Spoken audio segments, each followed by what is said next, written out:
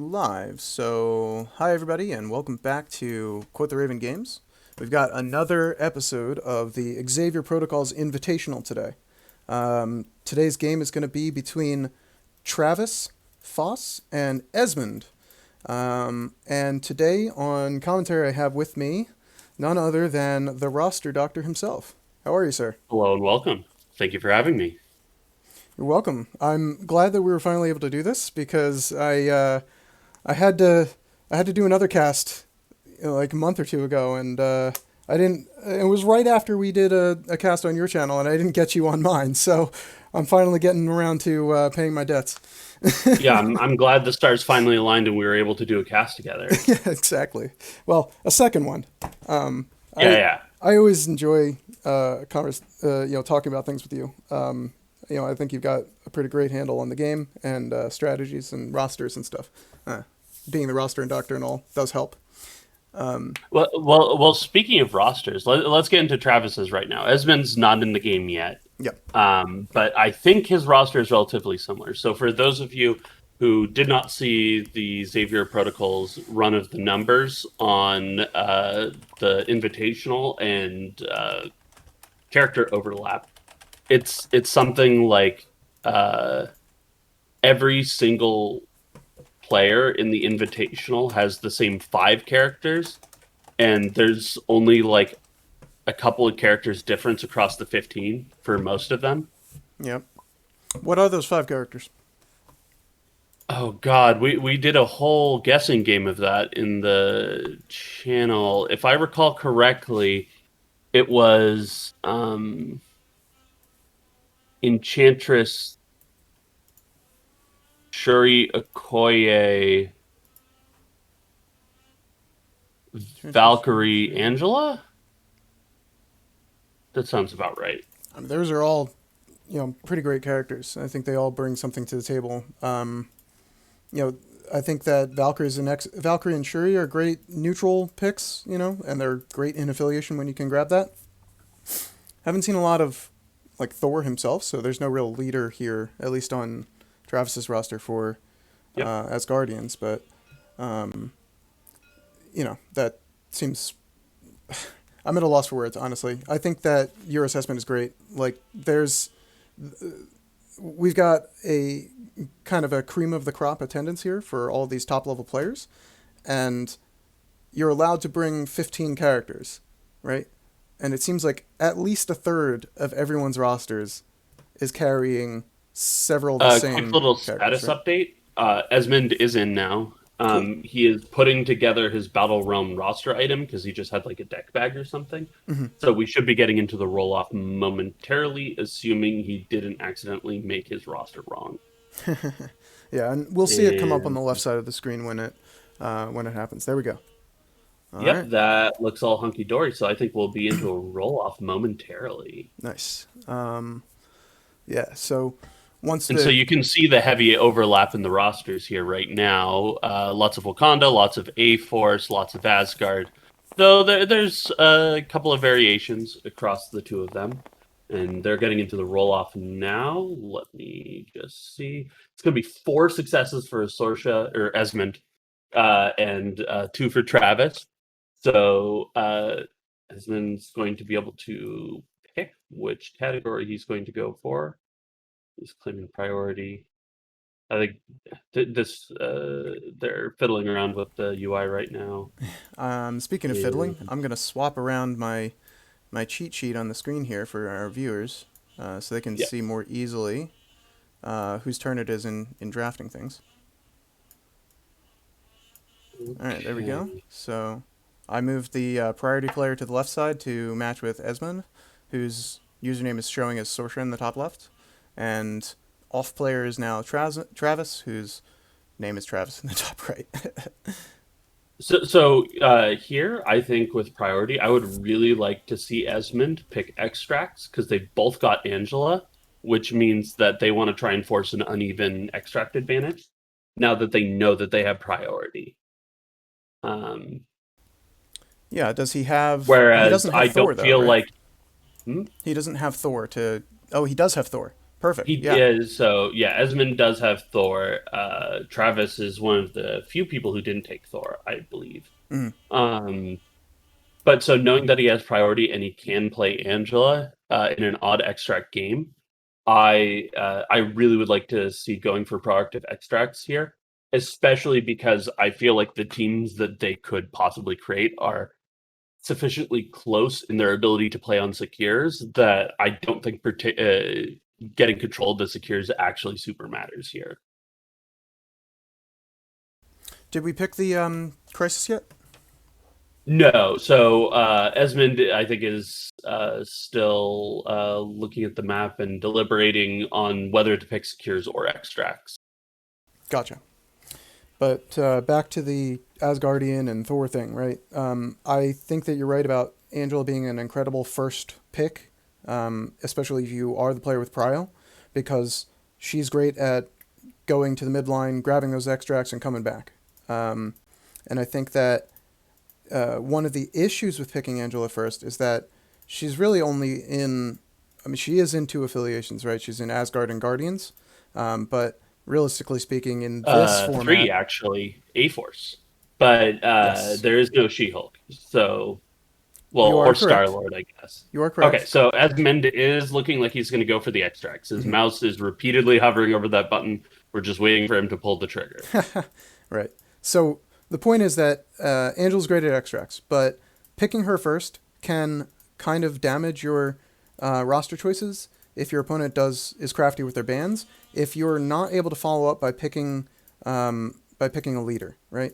And Yep. even in this case, Both players have selected, by the way. Esmond picked hammers. I'm just waiting on the flip to see what the secure is. It's mhm. going to be Gamma Wave and hammers.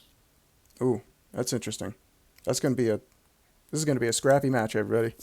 Extra damage dice or extra attack dice, and everyone's going to be all bottlenecked in the center of the board. It sounds like. Um, the uh, right, so it's tough to follow up that pick with Angela. If say Travis bans Thor, then you're now sitting in a Esmond's now in a position where it's going to be tough for him to fill out an affiliation, kind of. So maybe Angela might not be the best first pick. Um, So actually, what I think might happen is Angela first pick. If you ban Thor, Black Panther Okoye. yeah, And then you're guaranteed to get either Killmonger or Shuri to round things out, and you can just kind of fiddle from there, especially because you get to pick the threat, so you can go higher. Um, oh, he's going to start off with Enchantress. if he, So since he oh, wow, has priority, um, now if Travis doesn't ban Angela, he can essentially threaten both flanks for hammers. I see, interesting. Um, yeah, that's a good And it leadoff looks play. like they're stopping real quick to look at board rotation. You don't currently have the map up, I don't believe, No, I but think I can zip to it real quick. yeah, I'm very much expecting Travis to rotate it such that the building or the plants makes it hard to unpack from the deployment zone. But we'll see how he settles here. Hmm. So we're looking at Yeah, a kind so of isometric view from Travis's perspective, more or less. yeah, so I think Travis is looking at something like this because you can deploy on top of the building, so climbing isn't a problem. But the plants are just a giant size 4 chunk. Hmm. And then he's looking at the final configuration he hasn't looked at yet. It'll be interesting to see where he goes with this one. Hmm. Yeah.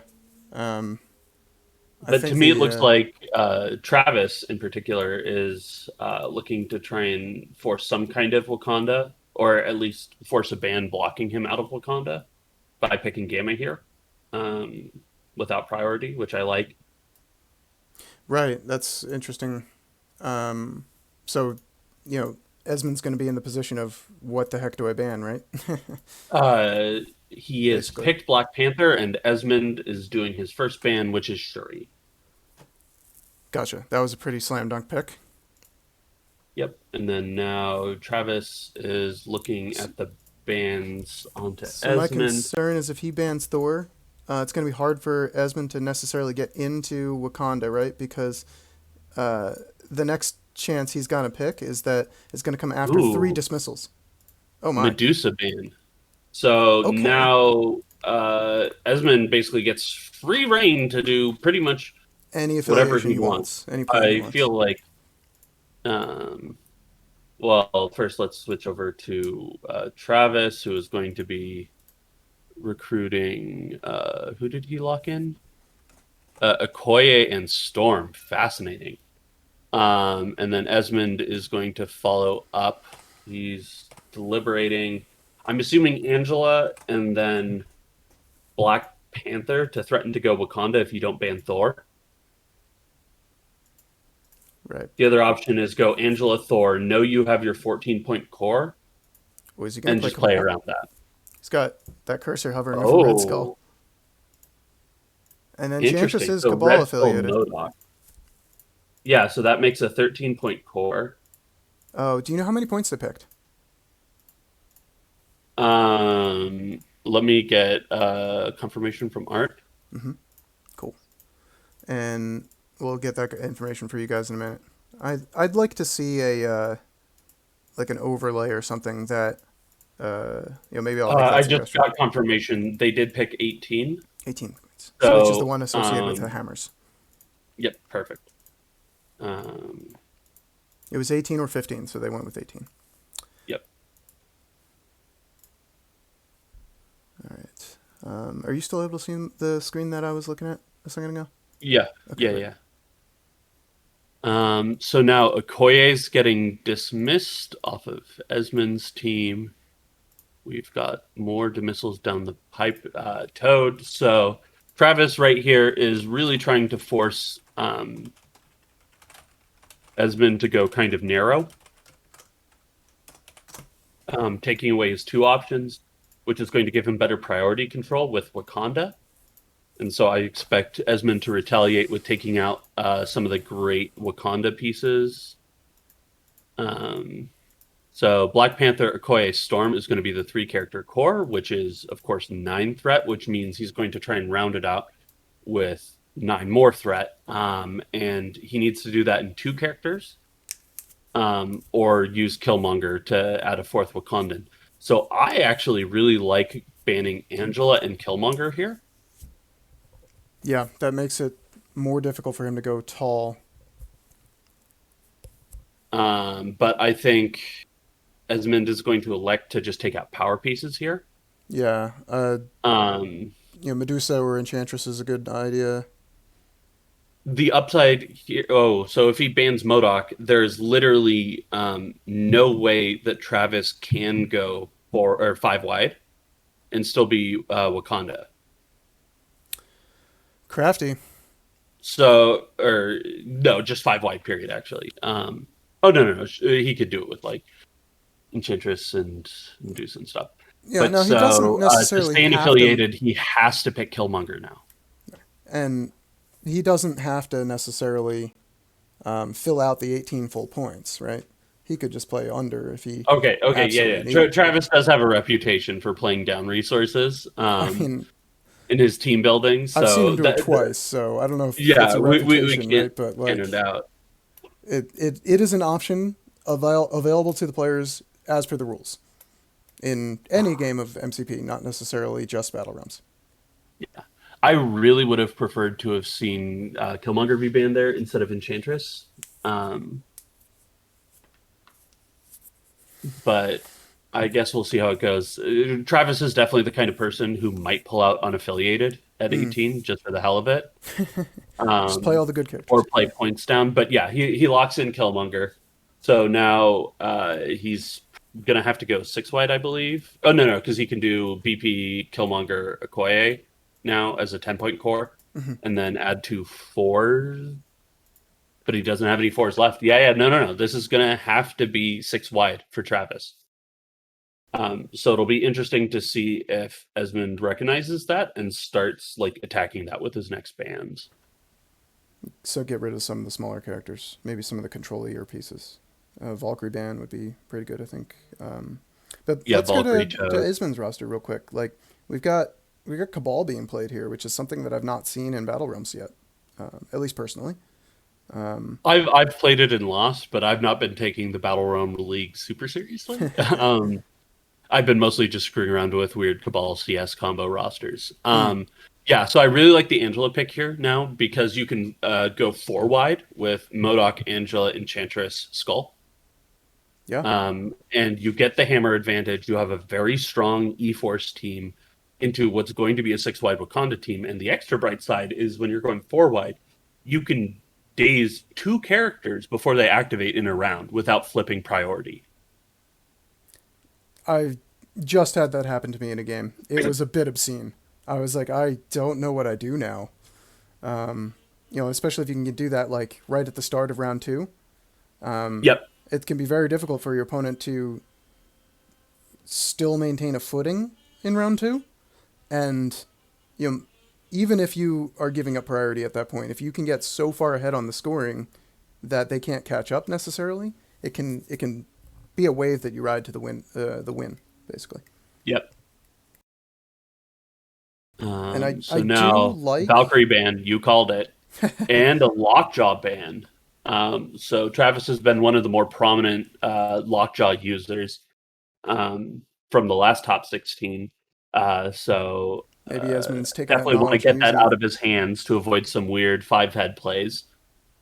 Yeah, and I think that Lockjaw is pretty great, like just as a neutral piece in Gamma, because it's more or less pretty easy for him to activate very late in the round and teleport people back onto points that they got pushed off of or thrown off of.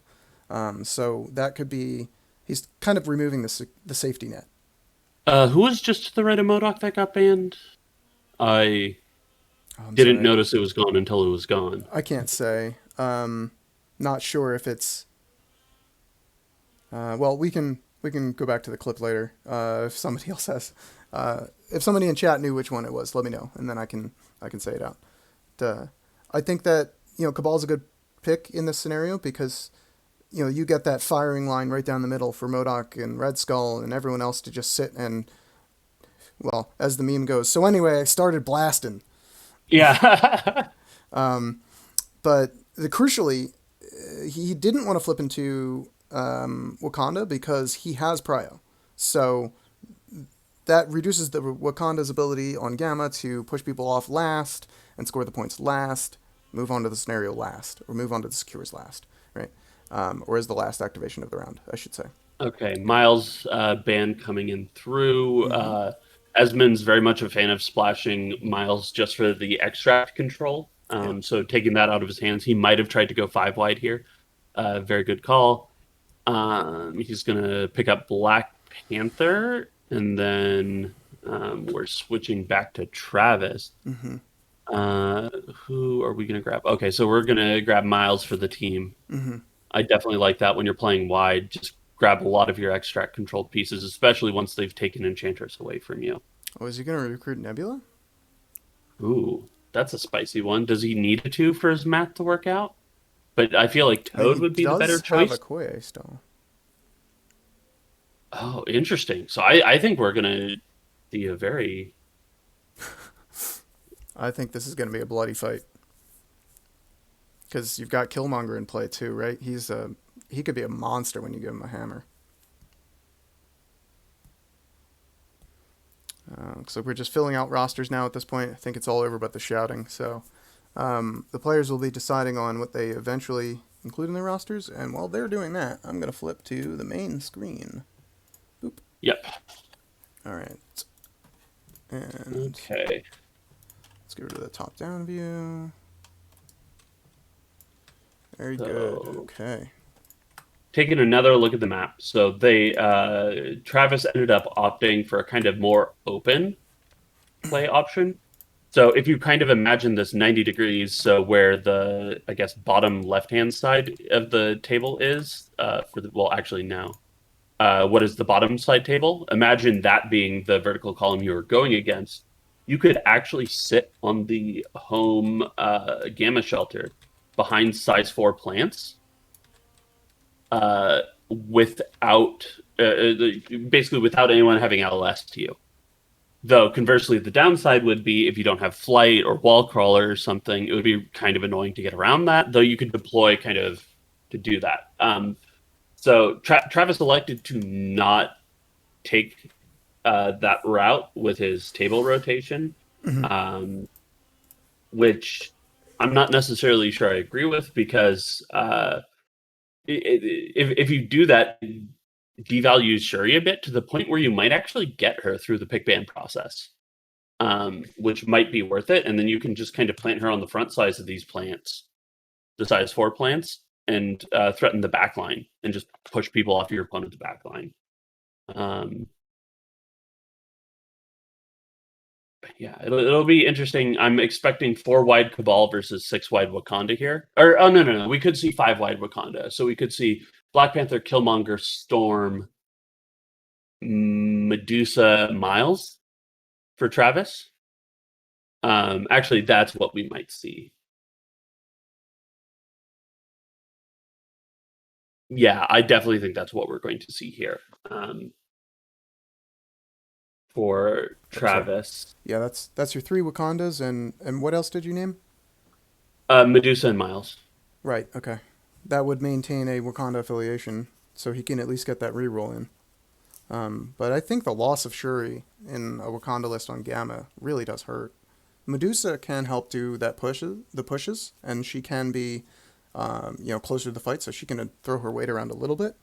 But I think that Shuri's ability to just plug the scenario from a safe distance and exert control over one or two characters a turn is, losing that is going to be tough. I think here we'll see how Yeah, I Travis is able definitely to play think it's without it. going to be a more fight oriented game if he goes that way. Killmonger is going to try and hunt down Angela or Modok, preferably Angela because she's a little bit easier for him to deal with. Hmm. And just try and ride that out is my best guess, but we'll see. I'm now that they have their areas hidden, I'm not sure exactly what audibles Travis has, but I kind of feel like the draft is pushing him in that whether or not he wants to go in that direction. Yeah, at a certain point, you kind of just have to accept that these are the characters I have access to. Let me just make the best roster I can, whether that is in affiliation or out. If those key pieces that he's missing, you Yeah, what are you really getting out of the Wakanda affiliation at that point?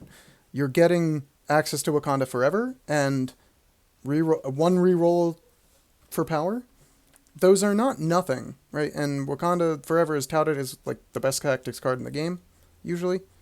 Um, it's definitely up there. opinions are what they are, right? But is that one card and your reroll ability from Black Panther worth taking a roster that may be subpar in comparison to a different roster that is just He went full 6 wide. there you go, Okay. So and is this still is in something Wakanda. we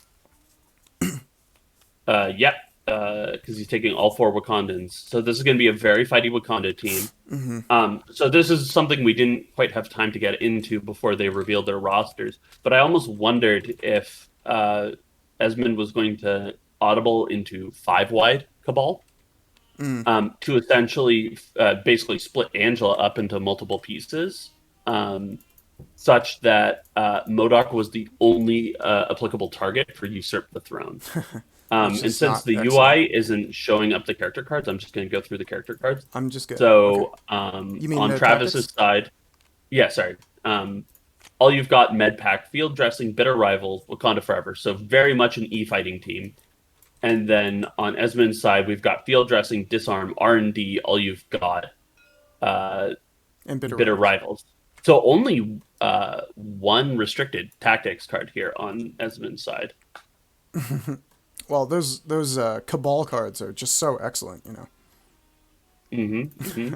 All the pros take I them. like Cosmic as long as you don't need like the activation window denial. Cosmic Invigoration is basically all you've got without the days downside on Modok. Yeah, you're not wrong. Um, I also think that people undervalue the Dark Rain. yes. It rerolls are just so good, and Yeah, if you have a I think heavy cabal people team, are starting to come around to it, especially because Enchantress is Cabal. mm, But part of the problem with Dark Rain at least in the early days that I felt, was MODOK was the only person who used Dark Rain incredibly well. Because like Zemo already has Master Swordsman if you really want reroll all on him. And I mean like technically you can stack it multiple ways if you really want. But when you're spending this much resources, you typically want something you can't otherwise get. And the problem is, in the early days, the two heaviest hitters you really had in Cabal were MODOK and Zemo. But Right. now that you have Enchantress, now that you have, I think Sin's going to be really exciting for this Viper, Magneto. Like there's just tons of characters that actually eat up Dark Reign very well. And I think there's more and more characters with just naturally excellent power economy coming to Cabal Mhm. that can dump 3 power for that. Yeah. Uh, I mean, I want to see Dark Reign with Bob's excessive violence. ooh, yeah, Just you got your oh two yeah, threat character that's walking up and shooting a rocket launcher someone with 9 dice reroll anything. you're dead. Okay, so we've got Okoye and Miles placed for Yeah, Travis you want to and field dressing that character? I still got rerolls, buddy. Esmond's looking to place now. He's got Enchantress and Angela left. I'm Yeah, assuming Angela's going to go last. And so I guess he's just trying to figure out. I think that's what I would do. Did we have? Well, actually, I guess it doesn't matter because I think he's going to put Angela on one flank, Enchantress on the other. So it doesn't really matter the order because you're essentially doing a similar threat on both sides. Right. Okay, so he's trying to snuggle Angela into this nightmare geometry of the Nightmare Tower. I don't think she needs to be that precise, right? Maybe she does. No, no, no. She's got a fairly large amount of wiggle room. And I think that so we did call it the tactics cards, but to your point about putting Angela and Enchantress on opposite sides of the board, that advanced R&D allows the ability for Enchantress to have enough power to grab a hammer off of somebody in turn one. She grabs a power from somebody else, and then she can use her kiss earlier than might maybe expected. You're a bit telegraphing. It's pretty obvious that you're going to go for that sort of thing, but at the same point in time, it's it's tough to deploy in a way that you wouldn't need that. Also, because she needs to double medium move to be able to pull this off anyways, you actually do have a little bit of leeway in your deployment to the point where you can put her late on the Gamma Shelter because you're going to be holding her until somebody's forced to go on that flank, right? Right. So, like, worst case scenario, she can double move up into the middle and bow somebody away. Right. If you don't Um, need to get that hammer, or if you feel that the game is shaping up in a way that you're not looking to get it. So we're done with Esmond's deployment now. Basically, we have a couple more characters to go on. Wow, he gets 3 unanswered deployments. We've got Storm going down in the middle. Looks like Nebula's going down in the middle. She's probably just going to try and tackle somebody that's on the Gamma Shelters. And then finally, Killmonger. Where are we going to put him? Just in the stacking up the middle. middle of the board. He wants to get in the action Yep. and get someone down real quick, I think. So Start building another up skill counts. interesting thing about this matchup here is, so I'm just gonna pull a Nostradamus and call Esmond's first few moves. Angela, pick up the hammer, retreat into Gamma Shelter radius. Red Skull, teleport MODOK forwards, walk onto the back of the Gamma Shelter. Pass, pass, and then eventually go with MODOK and try and kill somebody because at that point Travis is going to have gone with like 4 characters or something, um, which means that somebody's going to have to be in the middle unless you're just seeding the middle entirely, which I don't think is viable when there's going to be a mismatch in hammers. Storm's got stealth. Is there a way Storm can be on the middle and be outside range of range No, 3 of MODOK when he teleports forward? nope. Damn, that's harsh. Oh, here. Base size All right, OP. Nostradamus, you got one right. So we got Angela gonna hop up onto that building there in range to grab a hammer. Yep. Hopefully, doing so in a way that she's also able to retreat to inside the gamma. And I like that we got the measurement coming out here too. With a long move, it's essentially guaranteed that he can get into a shelter radius of one of them. The bigger question is whether he can actually find a landing spot on the back one. Well, actually, range 2 he has guaranteed, I think. Range 1 is the problem. I think you could But he probably get doesn't to need range range 1 on the 1. middle shelter, but maybe not the back one. Yeah, and I don't think he wants to expose himself like that early. Right. I think he'd probably move towards these plants there in the bottom of the screen here. Yeah. Yeah. Yeah, I think just in front of those plants, within 2, not within 1, I think is an excellent starting place for her, especially because... Oh, you don't need to have that up for me anymore, Oh, because right. I'm in. Okay. So we'll just do that. Okay. What's it called? So yeah, I just expected. Oh, is she actually gonna try and stand on the middle? That's really ballsy. I mean, she is pretty durable, right? And I suppose if she gets in a ton of Terrible. trouble, like she takes a lot of heat early on, he could audible and have Red Skull teleport her backward. Yeah, that might be it. If he can get onto the shelter and then And he's pass a trying to couple of draw times. out a bunch of attacks from onto Angela, and maybe she hope she survives, right? Yeah. Oh yeah, someone's talking about the top down tokens. We're just gonna get a big old shot of Modoc's grin here. That yeah, that's for you, nerdism, nerdtism. Sorry if I'm butchering your username. Yeah, Modoc's smiling grin there.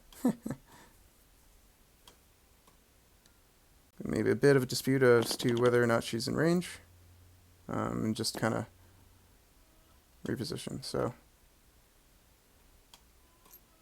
I feel like this is one of the cases where they're discussing the intention of the move and just getting the movement tools dialed in. And I just want to call out something that I really like here from Esmond. This isn't quite exactly a play thing, but as soon as he saw he was playing on this awful bluish purple map, he immediately changed his tray color to yellow, which makes the actual edges of his bases actually pop out against the map. I've Yeah. had so many problems with people having visualization problems when you just leave it on blue on this map. Um, it's just so much help for a like clear game state if you just move it off of the blue. I would agree. And for those of us at home watching, you can change that color right here on your roster tray when you're building your roster. You gotta Yep. you gotta right click that swatch there and select a different color. So passing out Okay. that And knowledge, then man. Black Panther is going to move up and pick up the hammer. Um, I think that's the pretty much expected move, right? Your opponent yeah. grabs a hammer on one side, you almost have to respond to grabbing the hammer on the other side, unless you've got something crazy plan up your sleeve, because you really don't want that extract parity to get out of hand. Or, And then here, I'm assuming another pass just to force out an activation, which would presumably be Miles double moving in towards the center. yeah, you've got stealth characters there, right? And Yeah. maybe he builds enough power to kick the hammer off of, or to zap the hammer off of Angela after a bit. Maybe Storm goes up, and would you grab Lightning the hammer bolts. with Storm and Lightning Bolt? Try and get the shock condition out with extra dice? I'm of a few minds on this. So Storm, her main problem is that she has shit damage, uh, which causes her to have bad power economy, which prevents her from using her really OP superpowers. Um, but um, she does okay work if you put resources into her. The question is whether you would rather put it into somebody who's more functional, like a Koye or Killmonger.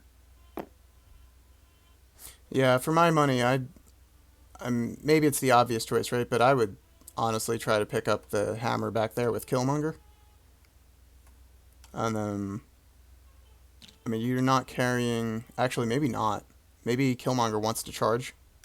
He is going to go with Storm, so I think he definitely is trying to get some chip damage in here. I think he's looking for the shock condition. Honestly, I feel like Angel with the shock condition is a bit sad. And it counters Yeah, that hammer it'll she's holding. definitely go a long way to counteract the hammer. And with 3 successes, okay. One Oh block boy. so far. Oh, he hasn't rolled yet. Yeah. 2 blocks so far with a crit hanging. He might not even take anything from this, but I think Travis is going to be relatively happy with even just the shock status. Okay, he is going to get 1 power for his troubles. So he essentially picked up the hammer for free, which is nice. Yep. All right, you're gonna have to take over commentary for a second. I got a bit of a Yep, spill to I clean up. can drive solo. So now we're going to see what Esmond's response is going to be. I'm assuming it's going to be a pass, but we will take a look. I think it's also considering whether to R&D steal the hammer off of Black Panther now or wait.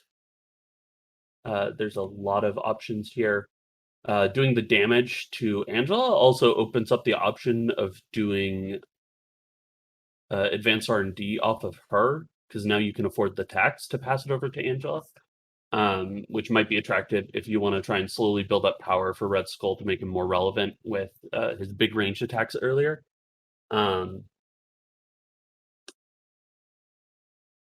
Also, if you want to be really greedy, and I mean really greedy, you could walk up Enchantress to shoot Black Panther, fishing for the wild to sap a power off. Oh no, he actually doesn't have power right now because he picked up the hammer.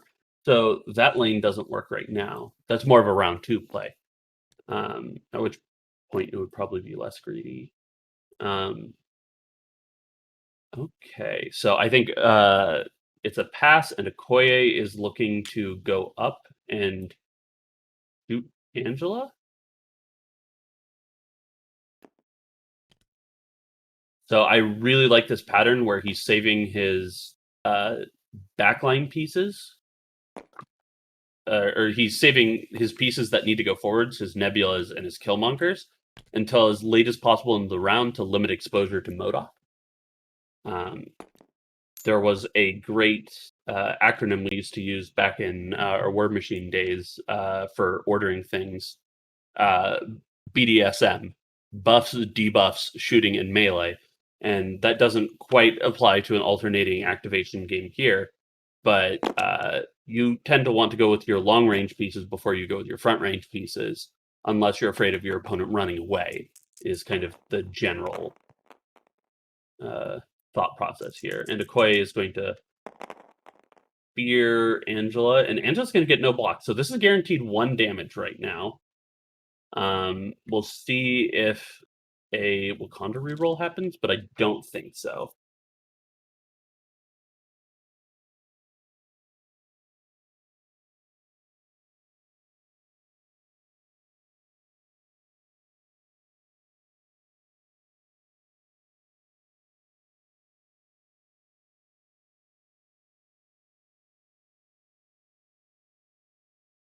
At this point, I don't think Angela has taken enough damage to the point where Esmond will try and cube her backwards instead of cubing MODOK forwards.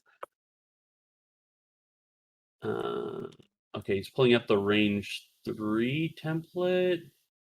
Okay, yeah, no, he's looking to cube his buddy. And so the expectation would be put him 1 forwards of the back where he can put down his Celestial Hammer, and he's looking at the threat. But basically, there's no way anybody can get onto the middle without him threatening them. And with the way things are going, I'm fully expecting Travis's next move to be Miles forcing Esmond to go with Enchantress, which will force either Nebula or Killmonger to go forwards. Otherwise, he risks losing the center. And so we'll see those moves in some order. It looks like okay, he successfully rolled for the cube power, so he's just immediately figuring out placing right now, and he is going to do MODOK forwards. Hey, I'm back. Sorry about that. Just to All clarify, good. when you said successfully rolled for the cube power, you mean like just No to, damage. Yeah, right. So the cube ability on Red Skull always gives you power no matter what. It's just a matter of, do you have to sacrifice your HP to do that, right? So it looks like he did that without a hitch. Yep. Doesn't have to take damage. I had a bit of a... Well, I decided that my keyboard needed a brand new water bottle, so I threw my water bottle at it, with the top off, of course. I did the exact same thing the other week. It was very frustrating. Yeah. So thanks for bearing with me. Sorry about that, guys. Sorry about the static camera angle. We'll get back to a bit more of an active cast in a sec. Okay. So now Red Skull's just looking to back up his big-headed buddy here. Right. Is he going to plant himself like right behind MODOK to prevent pushes and stuff? I don't think you're super worried about pushes in this matchup because it's only Black Panther and I guess theoretically Miles, but Miles can't kick MODOK, so Yeah. I think not only having Black Shuri. Panther can move MODOK. Yeah, the loss of Sherry was a big downer. Not just for that reason. Yeah, she would have been great on this map, but interesting. He might be looking to play Red Skull a little bit more forward, using him as like a more risky piece, and just saying MODOK lives to win me the center, so he can sit on home. Yeah, I And don't then hate just like that. run up Red Skull and just say like, fuck it, like who cares? They'll throw out some random energy attacks on your opponent's backline. Yeah, and the other thing to be careful of, though, is that, like, Red Skull basically has this 4-cost energy attack at range 4, the Unleashing the Cube. Yep. That thing is a monster, right? And even if even if he ends a round with 0 power, he's going to accumulate 1 power in the power phase, and then he can cube up to 4 power, and he can just throw that out unassisted every turn. So if he's in the middle of the board, you can't really ignore him. And if you put a little bit of chip damage into him, he might get off that Unleash the Cube without having to take an action to unleash the cube and gain power, and maybe he damages himself. So it's kind of a rock and a hard place. You're basically facing off against this artillery cannon, and do you make it better or worse by hurting him? Don't know. It also, like, he's deceptively tanky. He's got that 4 physical, 3 energy, and 6 base health, I think, right? On his front side? Yeah. Yeah. So here's another huge part of the dilemma. So right now, both sides have 2 characters left to go.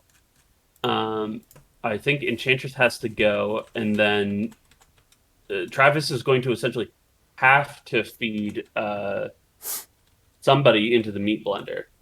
And realistically, it has to be Killmonger, because if he... because Nebula can't actually hold the middle. So at best, he's contesting the middle right now. Right. And Nebula can't contest either, right? No, she cannot. She cannot hold, contest, or interact with objective tokens. The only way she acknowledges them is by getting angry at people holding them.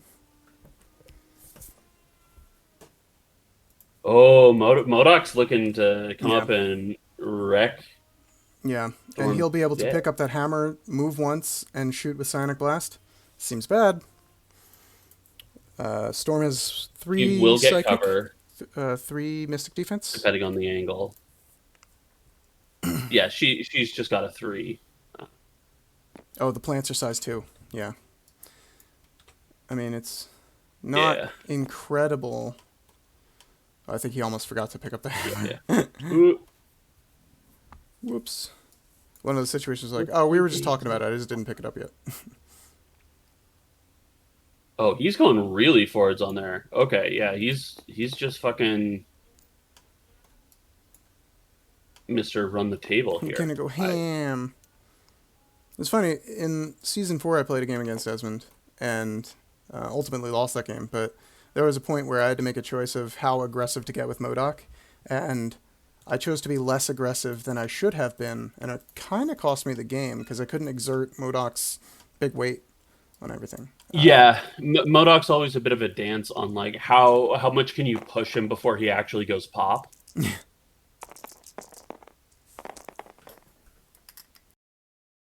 Very solid initial roll here, though nobody has power, so the sapping not super valuable.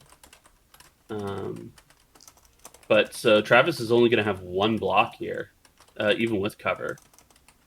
So Koi is going to take 2 damage. That means that Red Skull is going to get 3 power. And he didn't take breaks. I think Esmond just throws the plants at Okoye and tries to daze her. Did he? Oh, so it got bodyguarded? Yeah. Nice. Yeah, you want to protect the characters holding the hammer, so that was a pretty good choice there. Oh, he's gonna bow. Oh, I really like this. I really like this. Die to the So gamma? he's going to bow her so that Enchantress can go after her instead of Black Panther.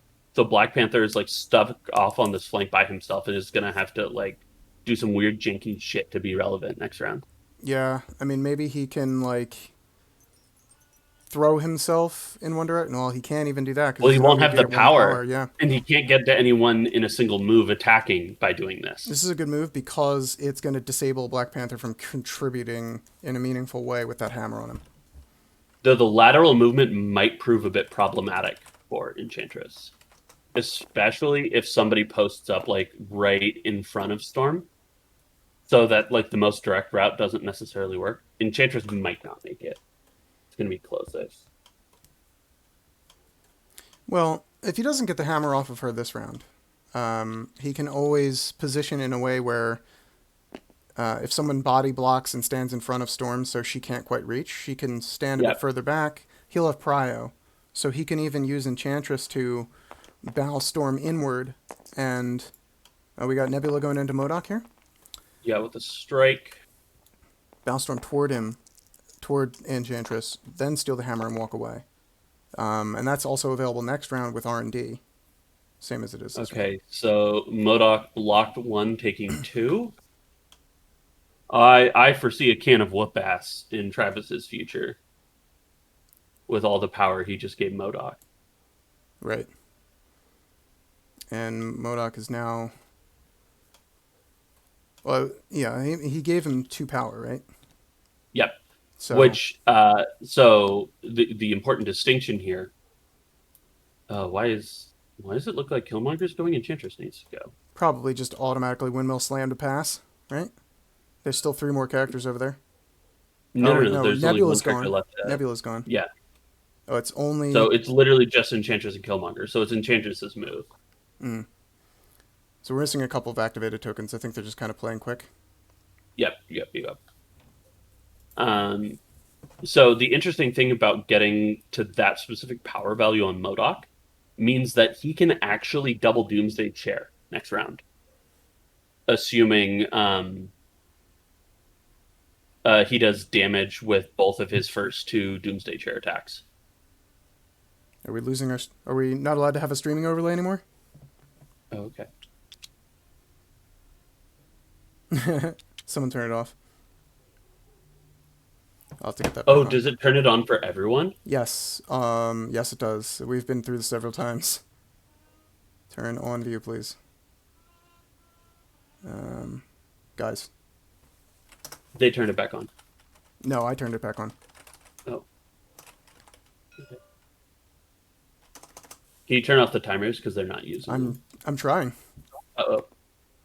Is there like a fight? Yeah, it seems like we're squabbling over this. Okay, yeah, let's defer to the players because yeah. Okay, so Enchantress. Maybe she still goes for Black Panther because Black Panther won't have the power to turn off her defenses next round, and or she can like bow him into the corner with priority, but I don't think he wants to do that. I'm fully expecting the round to open with Angela bitter rivalsing somebody, whoever Esmond respects the least out of that giant cluster in the middle. I mean, it And then might be MODOK is going Storm. to double Doomsday Chair into throwing a piece of terrain at somebody and hopefully daze multiple people. Mm. I would vote either Storm or Okoye because with Storm's positioning, Well, Storm range has the hammer. yeah, range 3 from Storm covers a lot of area.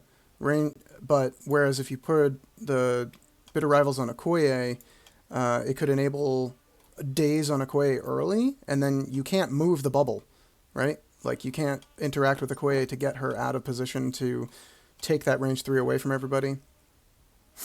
It would either be that or Storm, and you put the Bitter Rivals on Storm, daze her, grab the hammer, and now you can't move the bubble, right? Yeah, that might be the right call here.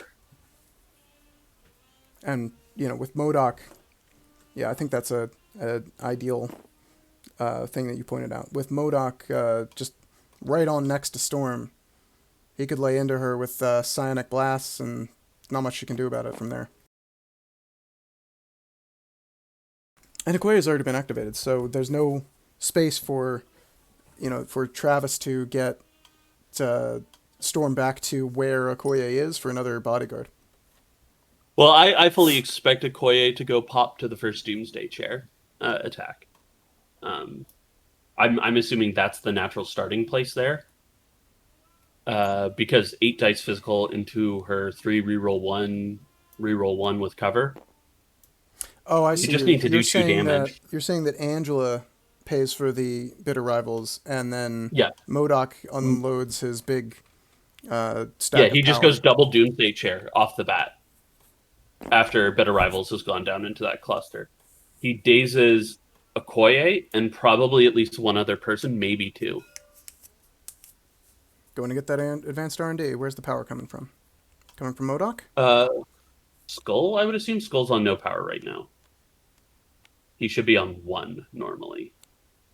Because he didn't interact with anything, he just cubed MODOK forwards. Mm-hmm. Yeah, so I think it came off of Red Skull. Yeah, maybe they just did that ahead of time and we didn't notice it. Yep. And so here, no matter what, Esmond is going up to... Well, yeah. Esmond is scoring 3, 4, 5, 6 points to Travis's 2. Mm-hmm. And with priority, I think he's just going to absolutely slaughter the center. Like in an ideal world, I think Okoye, Nebula, and Killmonger all go pop. You're trading priority if you do that, right? If you daze 3 before they've Yes. activated? Yes, but at that point, you're probably going to score... You might actually score the game out if that happens. Because if you pick up the hammer off of Storm, off of that MODOK play, you're scoring 7, which means if you score the enemy home, which is only guarded by Miles,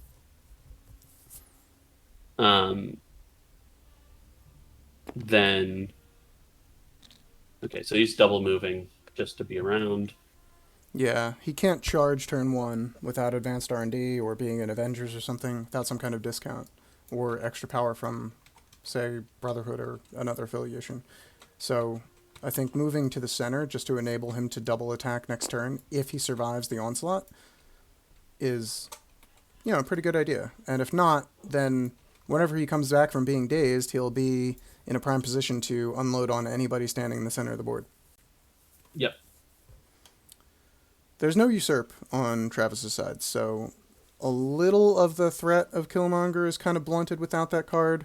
I mean, you don't. Oh, he's going for a Wakanda Forever right here and now. What? Okay. I think maybe he tries to daze Angela? Yeah, that's one hell of a desperation play. Storm's got a 0 cost beam, right? Yeah. She can. Yeah, but the and she's beam's holding a hammer? amazing. Well, she's holding a hammer, though. That's fair. And if it deals damage, they get stunned. Stunning MODOK is pretty incredible. Well, if we go through the double Doomsday Chair play I was just talking about, he's only ever getting 1 power at a time. It just happens across a lot of instances. So he doesn't actually super care about stun for the next round if you're locked into that play. Right. but it Yeah, diminishes his ability to it's psionic very blast nice and on Angela, mm. and if he can take out Angela, that's going to be a big turnaround for this matchup. All right. I saw a dice roll half happen.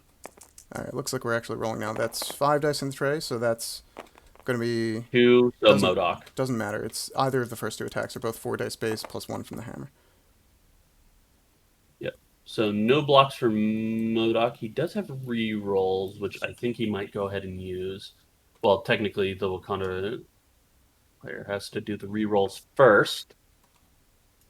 He's okay. So they're just waiting. And that's a pretty incredible roll. They can't reroll the skull, so there's no reroll to have had there, I think. The wild, because Modoc blanks wilds. Oh, I see what you're saying. Yeah. I mean, 3 is pretty good already. I guess Storm's got the power, right? Oh no, she actually doesn't. So there are no rerolls on the table right now for her. Yep. We'll see. So I think that's all damage, yeah? It looks like they're trying to figure something out Yeah, it's not because super clear what's happening right Esmond now. paid for the rerolls, but he has not processed the rerolls yet. They are discussing something, it seems. Has he even rolled his initial roll? Yeah, he did. He got Oh, it a was all hit and a blanks or blank, and something. he pulled it back into the tray, Gotcha, gotcha, gotcha. and ticked down his power, and he ticked it back up. So maybe he's not. Is he just I think taking that it? ping was on Angela. Are we moving on to the Angela attack? It seems like this was the beam, right? So should Modoc be stunned from that? Or shocked from that? Well, it wouldn't shock him, right? Because the wilds can't happen. Yeah.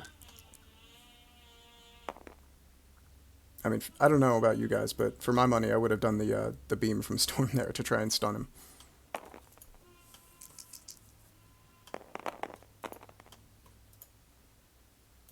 Yeah.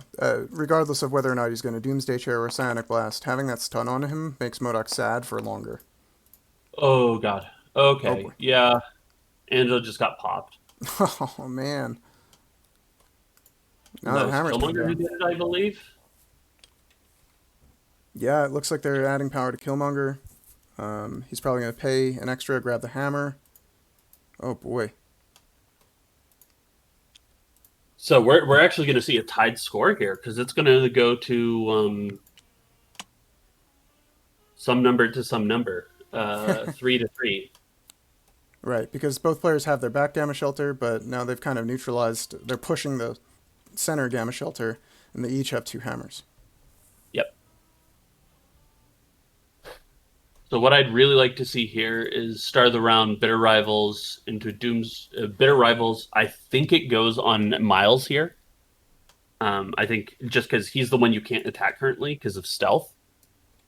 Um, and all of the other targets are relatively juicy in my eyes. Yeah, but if Miles survives, if you can't attack him, Miles can get away and take that bubble away. Well, you're planning on trying to like daze 2 of the other 4 characters anyways. So if the remaining 2 disengage, it's a coup in my view. Gotcha. That's kind of what I was going for, hinting at, right? Is that enough to make that card worth spending? Yeah. That sort of thing. Oh, It's definitely gonna be the question here. Oh, Killmonger's getting jumpy. yeah.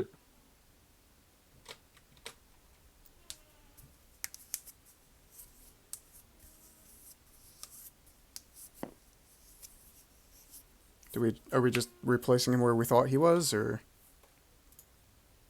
Yeah, maybe there was some kind of positioning issue or something. how are your thoughts on the automatic power phase button? I find that some players just do not want to use it, and I'm curious to see what you think. I've never really had any problems with it. Yeah, maybe they just like the manual feel of putting the power tokens out themselves. Honestly, my biggest problem with it is I accidentally hit the automatic cleanup phase button way too much when I'm trying to hit the power phase button.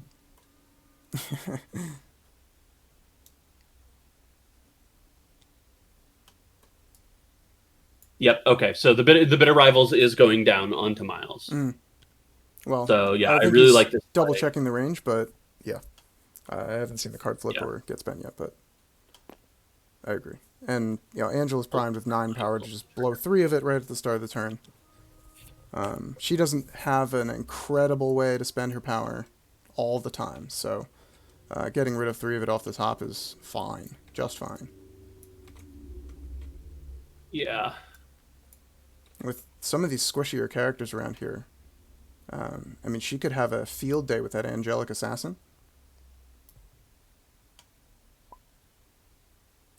Oh, I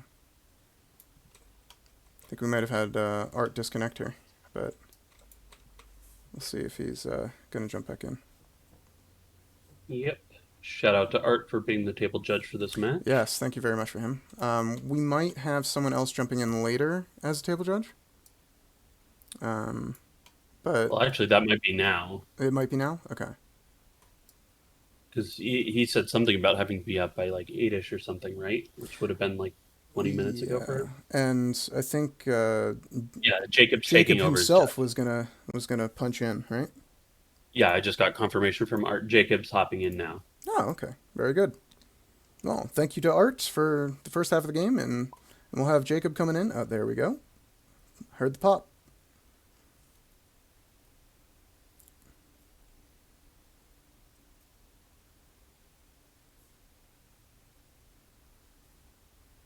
And okay. So I'm assuming as soon as Jacob gets in and settled, we're going to see Angela paying the power onto Miles. And then we're going to get to Murder Town, which is what everybody wants to do with Cabal. Yes, t- target-rich environment is a phrase that comes to mind here. Oh, yeah.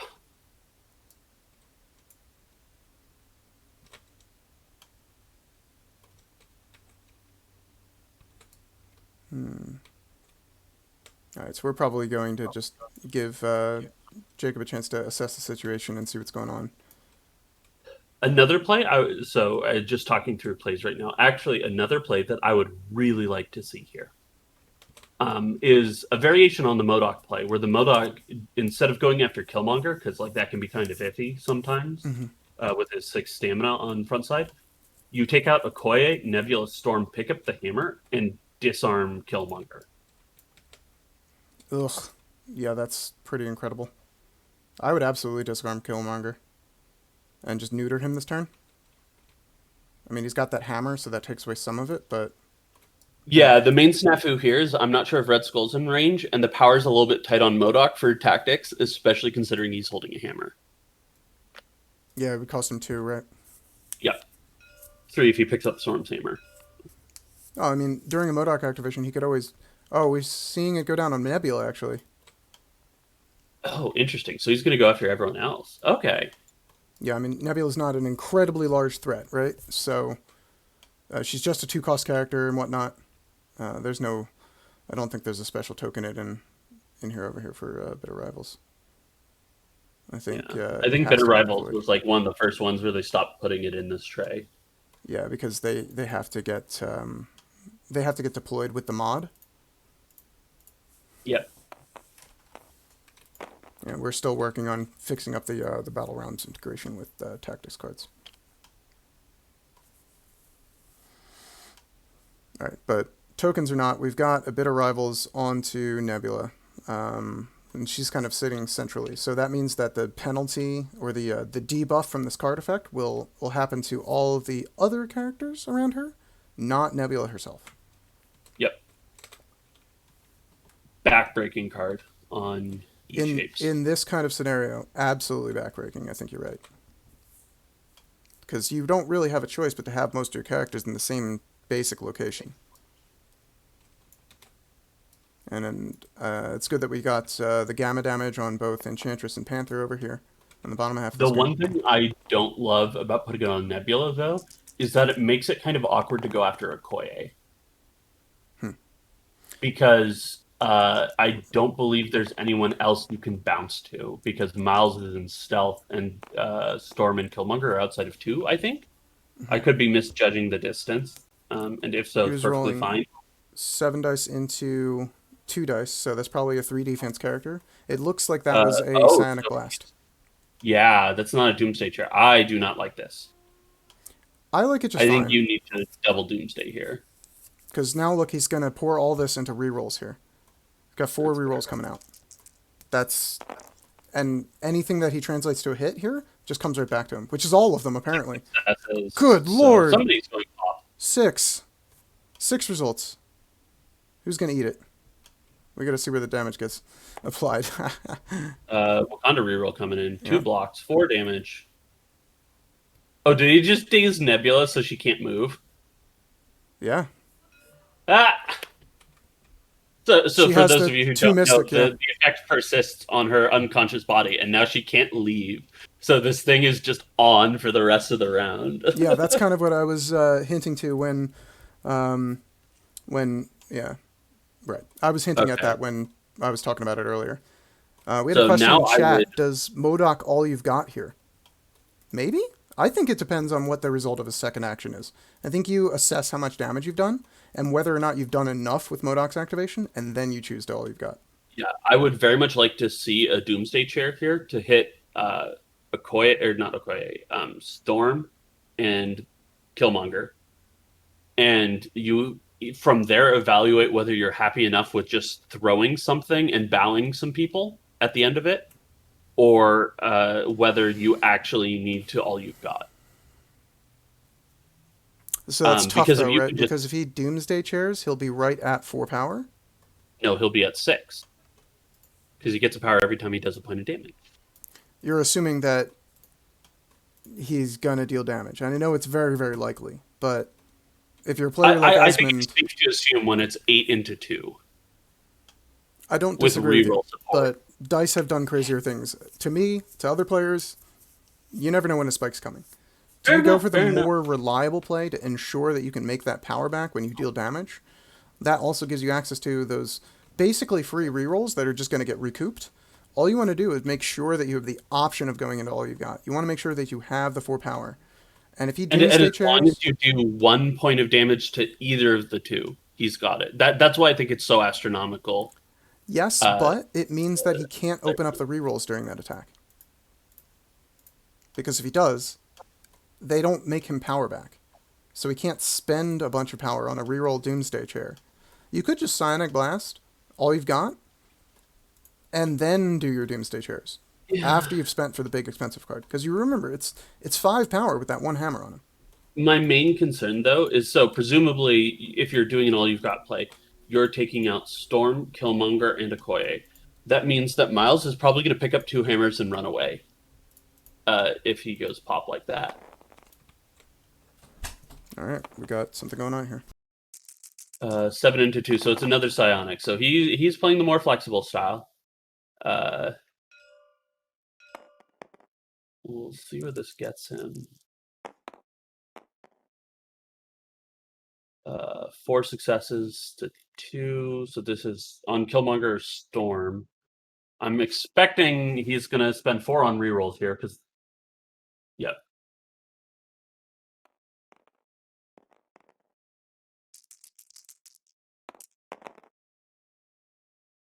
Okay, so 5 successes into 1, so that will leave Storm on 1.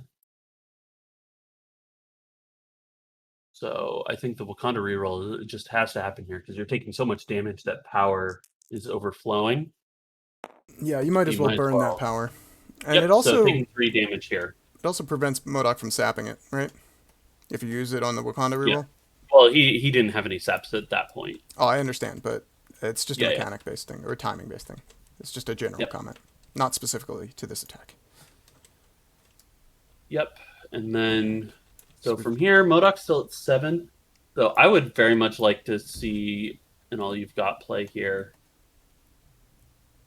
One thing to be careful of, though, not only does all you've got cost a bit more because Modoc's holding a hammer, but when he dazes at the end of his activation, that hammer he goes drops bye it. bye. He drops it automatically. So That's what he's trying to figure out now to see how much Miles is going to be a problem if he does that. I think.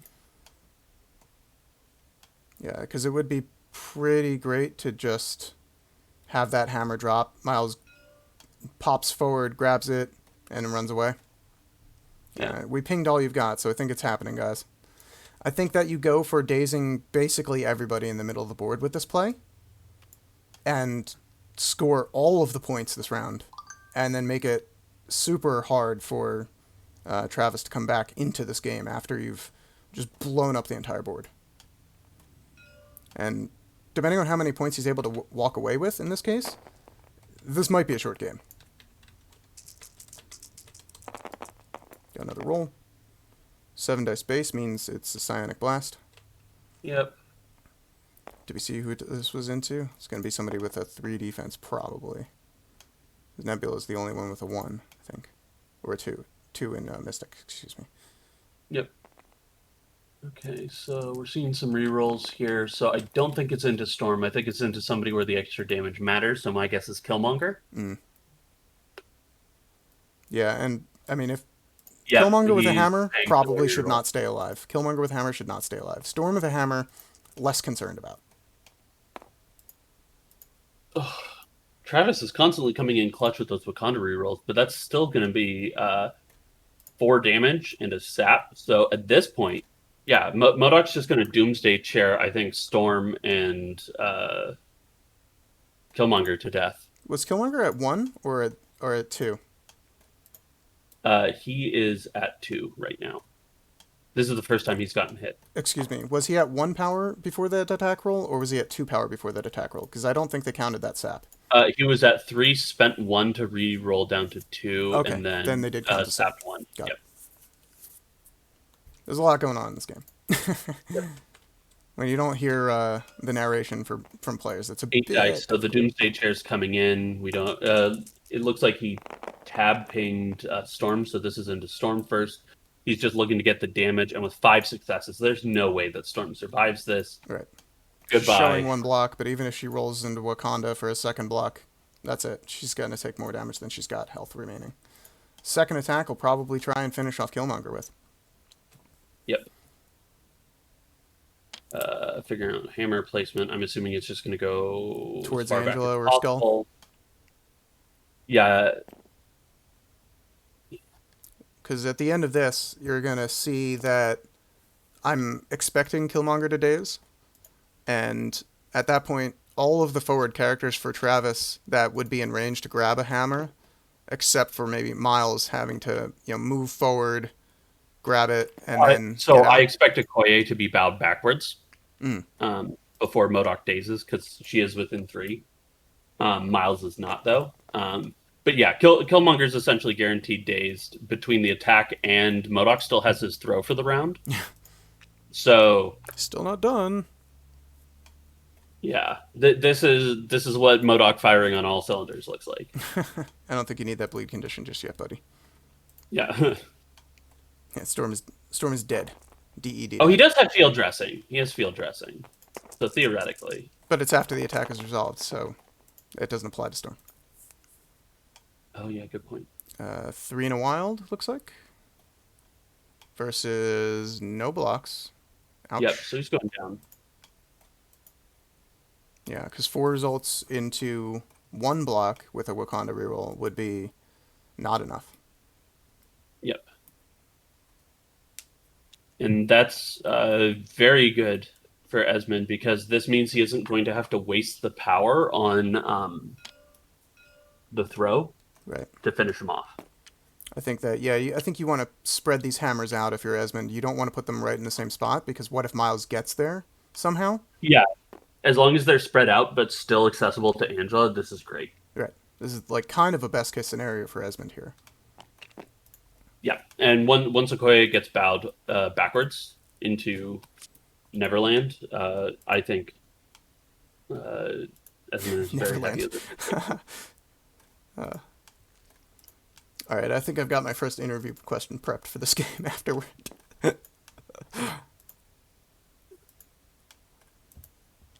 Yeah, there's Miles is out. So Miles is out of 3.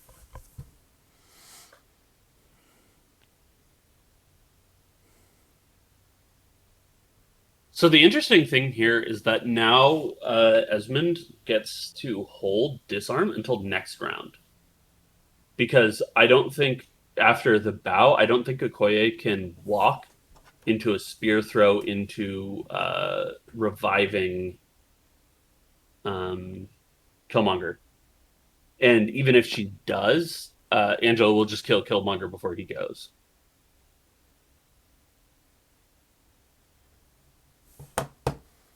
Won't Travis have priority? He just lost 3 characters, right? Or is it No, I'm 4? talking. Oh, yeah, yeah. So he will have. Or, no, he did daze 3 characters before they went. So now he has There's the bow, just like you were expecting. 2, 3. Because Esmond will have 3 left. Of the 6 on Travis's side, he will then activate one of the remaining 3. I think it depends on whether or not he can engineer a field dressing.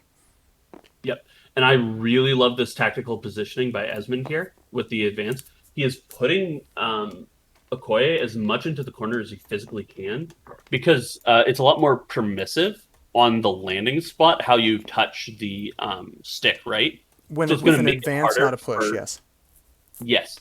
Um, so Okoye is going to have a harder time optimizing her walk back towards Killmonger because she can't go over the weird X shape of these pods in the same way that Esmond is kind of like bending her around the corner.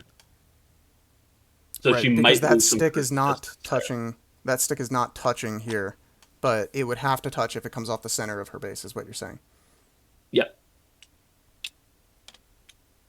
Yeah, I've already. I was. We're missing some Dave's tokens here. I think they're getting them now. I was pinging. I pinged Jacob about it. So I don't think we have the double judge system today. We're just kind of strapped for personnel at the moment. So you'll have to forgive us. Oh, there's a random hammer sitting in the middle of the board too. This is the Modoc hammer after the all you've got days happens. So that'll be going down.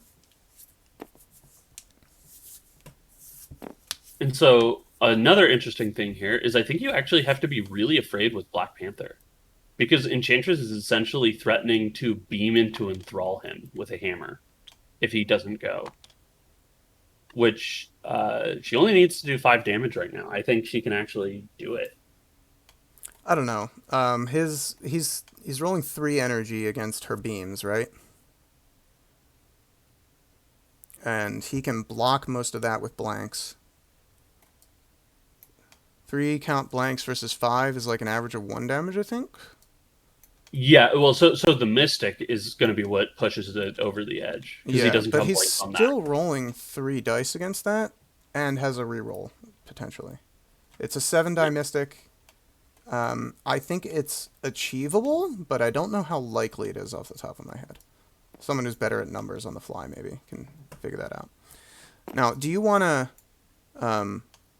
web swing forward with Miles, and then try to get off a kick onto Angela or even Modoc Well, to so grab the another thing power? to take into consideration is Bitter Rivals is still up, which Mm-hmm. means attacks are going to be very difficult to be profitable. Right, but you kind of have to get. Do you have to get those hammers? I don't know. If I were in Travis's position as a player, I would be probably fighting tilt to start with, but I would also be thinking that I need to gobble up some of these hammers because I'm not getting secure points this turn, basically. And if Yeah, you wait it's kind until of a Angela damned if you. goes, they're locked into a 7 health character, and that's going to be tough to get them off. Yeah, and also your back secure is super threatened right now. That's right. Angela can easily get there. Or do you If walk it forward, weren't for grab a Better hammer? Rivals, Yeah. It, yeah, it's so without tricky. bitter rivals, I would web swing forward, try a kick for the extra 2 dice, try to get And the two throw. power. Yeah, in the throw. Try to get 2 power and grab the hammers and then walk away. With bitter rivals in play, I'm not sure how this goes, but it might be the case that he's able to walk to a position where he's in range 1 of both, No, and then get away. I can already tell it's definitely not possible. Just with what they were measuring out. It's close, but it's like a range. So the web swing might do it. The medium move won't because the medium move is like 0.4 of an inch shorter or something. Um, he's going to have to swing in and just gamble on getting 2 damage through if he wants to do it that way. Mm. I mean, it's going to be 6 dice minus 1 from Bitter Rivals is 5 dice into 4 defense on Angela, and he needs Yep, two and no successes. rerolls. Not ideal. Ooh, But, you've got to take risks, right? yeah. No, there's no matter the cost, Wargaming Dad. Tactics for Esmond are all you've got, Med Pack, Field Dressing, and Bitter Rivals. I'm kind of expecting... Alright, so let's talk real quick. If you're Travis, do you go for a field dressing play or not, considering how it affects your prio? Because ultimately, I feel like at this point, the agency is in Travis's favor to be able to choose whether or not he gets prio by whether or not he goes for field dressing, right? Well, I think Okoye is the last character to go, no matter how this goes down. Oh, He got one, it looks like. yeah. So he gets one of the hammers. So I'm expecting him to retreat with that. Angela will pick up the remaining 2 and go after him when he retreats onto the point.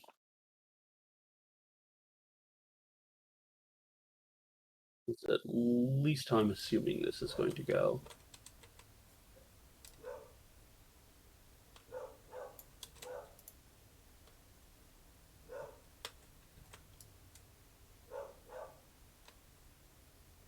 Yeah, he's just kind of in a shit situation because if he goes back to the back point with Miles, Angela picks up. I think she can only pick up one hammer because the other one was the one that Travis placed, I believe, outside of one of Angela. He picked up one of the ones that was in range of her, I Mm-hmm. believe. Yeah, she's not quite in range of the Yep. second one, I believe. Yep. So it's going to So be... she'll pick up one hammer, go and hit him, and then throw the size 3 pod at Okoye. Is what I would fully expect to see. Um, I think it and depends on how he moves, because I can also see a world where she grabs one hammer, moves forward ever so slightly, grabs the second hammer, and then moves to the back gamma point and throws something, and just sits there without really making attacks. I just feel like... yeah, there's definitely double move options. I was thinking that Red Skull is going to have all the time in the world to go pick up that hammer if need be. But if he does that, it's going to be more difficult to field dressing Modoc, which I think is what you want, right? He can power up to 4 with his cube ability, and then he can just basically freely field dressing Modoc, which I think... Unfortunately, I can't use sticks, but I think he has to move up to within 2 of Modoc as of where he stands, anyways. And I think a medium move gets him onto that hammer. I don't disagree, but I don't think he's got power to do both the hammer and field dressing. Oh, yes, yes, yes, yes.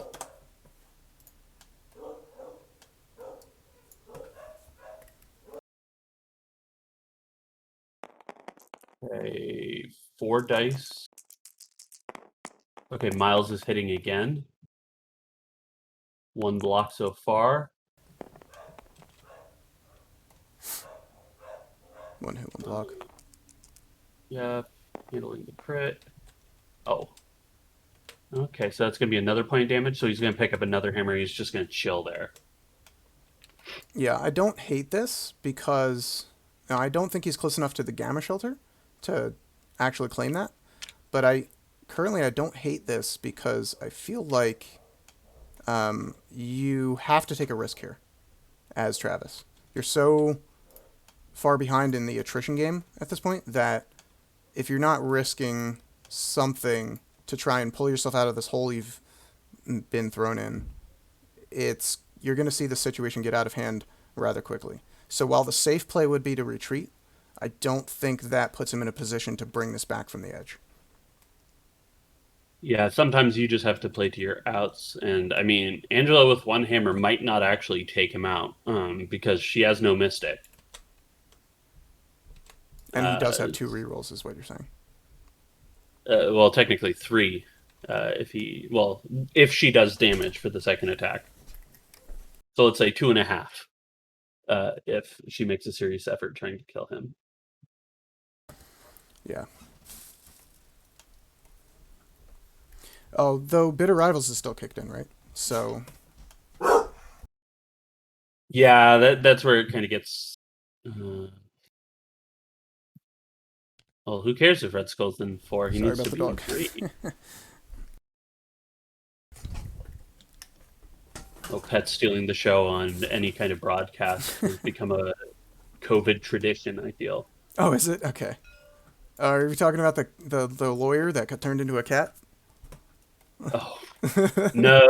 So I watch a lot of League of Legends, Mm-hmm. and there's all their casters are casting from home, and every once in a while you see their cats and dogs just like, I don't give a shit that you're like live in front of a couple 100,000 people. Like, you need to give me attention now.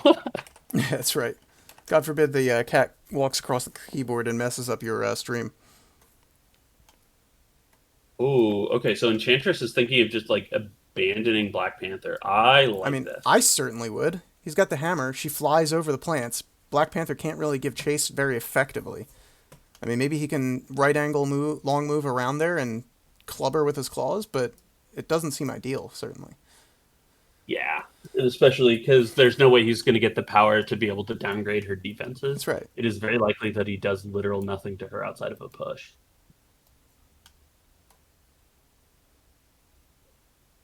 So you go for Enchantress, and you've got 2 power from the start of the turn and 1 hammer. Advanced RD has been used, so I think that you can safely beam across MODOK without having to deal with him taking damage because he is dazed. Yeah, Um, do you want to go for just sapping power here into Miles? He's got 2 Miles has no rerolls. power. Uh, you're right. You're right. So the sapping isn't the payoff. The question is whether you want chip damage to essentially try and free up an action on Angela, Mm, which I'm not necessarily opposed to. There's also like small odds that she one shots him because of Bitter Rivals being up. right, because he's down to 2 dice against energy, but he does get Spider Sense rerolls on those 2 dice. I think. Yeah. There's also a Oh bit of man. danger in that if you screw up and do exactly 4 damage to him, he field dressings Killmonger. Killmonger immediately goes. Yeah, that's not super great. Okay, so it looks like she is going to go for a uh, attack onto Miles. So we're going to see the bow away just to make Killmonger even more irrelevant. Black Panther. Yeah, I got you. Killmonger's already irrelevant because he's unconscious. I got you. But with the angle that she bowed, it's not actually that bad because he was already kind of having a problem getting around this size 4 plant, anyways. So while he did lose some ground, it wasn't like I don't feel like he lost a full short advance off of that because Yeah. he was already losing weird inches off of the plant. I feel like if I were Esmond, maybe I would bow him down to kind of the Yeah, like bottom more part to of the the screen, center. right right next to the scoreboard, kind of where I'm showing the viewers right now. Yeah, where the yellow thing is. So that way it would restrict him from being able to go straight back into the middle of the fight with a long move straight across these size 4 plants. Yeah. But hey, when you're looking at things from the side of the board, maybe it's a little easier. Or you're not having to roll the dice or consider your abilities. 2 successes. Mm-hmm. Miles has 1 that critted. This is going to be the best case scenario for Wiles. I think he might walk away without any damage. Because he can re-roll those Yeah. 2. And he only needs to hit 1. Oh, yep, he's fine. Mm-hmm. That's okay. Well, I think I this don't. is an effort to just get Enchantress back to the center so she stops burning to death with the with the gamma energy. It also sets her up for a really nasty beam next round, which is going to put priority on dealing with her. Yeah. Okay, so Koei's moving up, and yeah, it looks like she doesn't have a line to Killmonger, so that was definitely the correct call on Travis's part. So I think he's just going to try and spear Angela and get the ball rolling for winning his prio next round. Mm. So what I would very much like to see is Angela try and kill Miles and run away. She's also got an incredible bank of power on her already. Perhaps Yep. she's the one that field dressings Modoc. Someone in That chat, actually, yes, I very much like that plan. Wargaming Um, Dad in our Twitch chat was the one that pointed that out to me. Good call. Yeah, open up with that, pick up the hammer, try and kill Miles for an angelic assassin. Ooh, actually, you could angelic assassin onto a Okoye to daze her and take the point. All right, so we got a ping there. I think it was just the attack, right? He was showing us who was attacking who.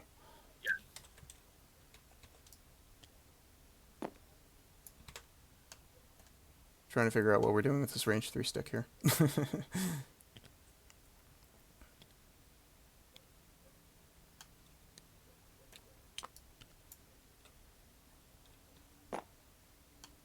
Oh, he's probably checking stealth to see if Red Skull can pop him with the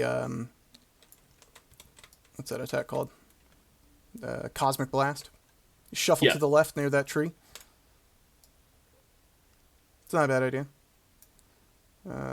Crystals yeah. near Miles are size 1, so they would not be granting cover. With Black Panther only left to go, I think going with Red Skull is very much a smart move here. Mm-hmm. Because if Black Panther doesn't move on to the back point, the threatening Okoye plan I think is very attractive. Not only does he threaten Okoye, but he threatens to score the 3 points from the back, right? And if he does that, he will own all four hammers and all three of the points. He'll go up 13-3. Sure, your opponent has prio, but what's it called?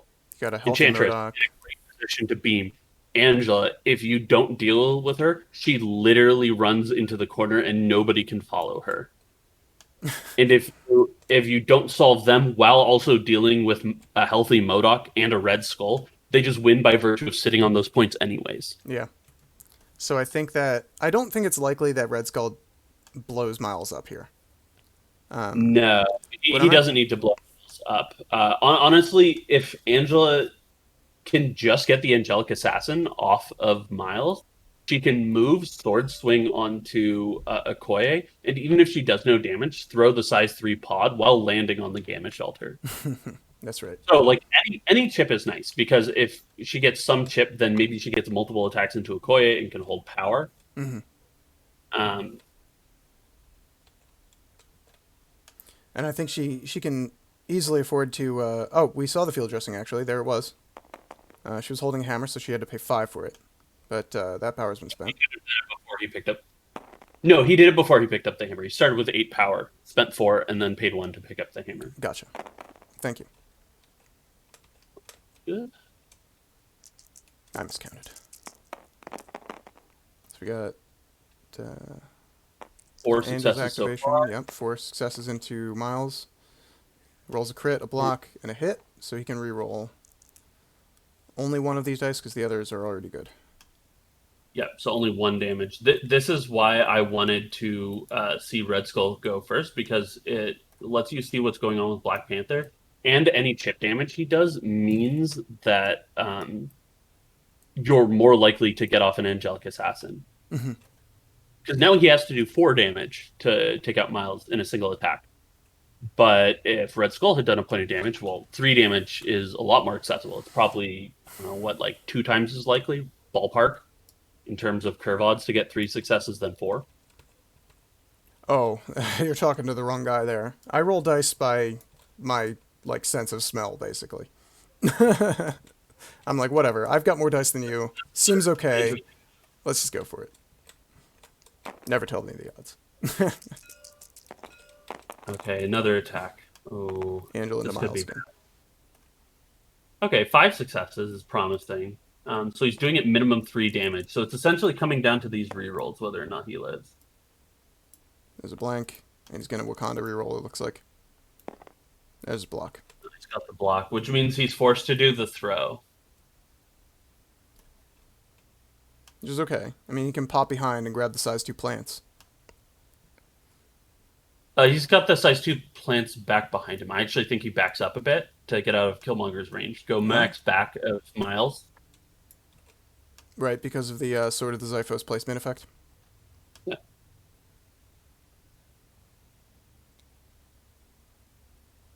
The other option is to stay on the Gamma Shelter, because that prevents Black Panther from double moving to tie the center. Okay, no, he is going for the max back too. Hmm. It looks like. Yeah, I think being out of range of Killmonger is very valuable right now. He is pretty juiced, but Yep. just any tax on his power economy is going to be valuable right now. He Hmm. might take a gamma damage from this distance, though, which I'm not in love with. Yeah, I want him to angle in a little bit more center, but I think going back for the distance is very much the play here.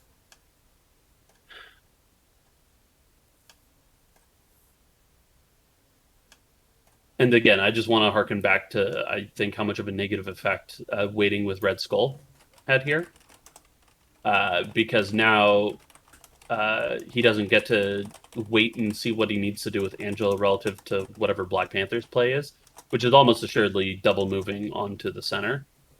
Um, but also, he didn't get the Angelic Assassin off, which would have been the dream play. Well, at a And I certain think, point, everyone's dice has to give up. yeah, but just he Red Skull would have maximized the odds of pulling off the Angelic Assassin, and we saw how close he was. And so, like another attack would have been very likely to tip him over the edge. Yeah, I'm curious though if like we'll have to ask Esmond about what his reasoning was for that, or if he maybe didn't see that play. I'm wondering if he was concerned about Black Panther being able to get back to his own shelter, and he wanted to hold Red Skull to be able to respond and maybe punch him and push him off. Can What Red the Skull's hell cube is be going moved on? on another allied character? So he can only cube around allied characters. Yep. I think they were rolling for the throw, and he may have been Yep. doing his spider sense rules. Yep. Angela's going to pick that up. I got thrown off by Black Panther having a move stick on him. I was like, we skipped a few steps here. Oh boy, three hammer Angela is not something you want to see. The other option I would have also preferred to have seen, even if we weren't going to go with Red Skull, because I think that was. I would have liked to have seen opening with the throw before the second attack. Because since you can't trigger Angelic Assassin off the throw, but you can off the attack, do the thing that will do damage, especially because you know it's guaranteed to not do lethal damage because it's a size 2 piece of terrain, which means at max it'll do 3 damage, which means at worst it would leave Miles on 1. And so, yeah, now we see kind of the problem of not doing Red Skull earlier is Black Panther gets that last move into the center. So now Red Skull can threaten to try and Boy, like a one-shot me. glove. Yeah, that's like literal perfect. Oh my god. Oh, Modoc's fat head is getting in the way. But yeah, Yeah. that's. I mean, you've got a millimeter tops on any given side. Probably a millimeter total clearance on the bases on all edges. That's some good geometry right there. Indeed. So now I would very much like to see Red Skull. So it's super funny. He could just unleash the cube and risk the stun on MODOK. But I think the better play is to just try and double Cosmic Blast Black Panther. Yeah, that's not. I don't hate that, right? Because now Black Panther's walked into Bitter Rivals range. Okay, he's going for it. He has 3 successes so far. No wild. And Wild yields And sap powers, right? hmm? Wild Yeah, would wild yield is sap power, power yeah. on him. Yeah.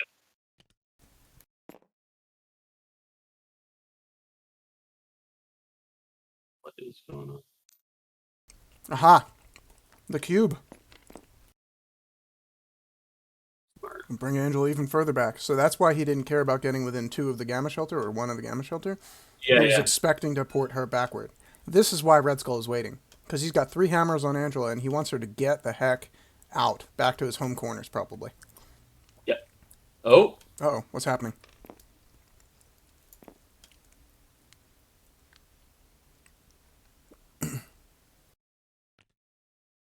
Oh, I think what he's are maybe they? just being finicky with his positioning.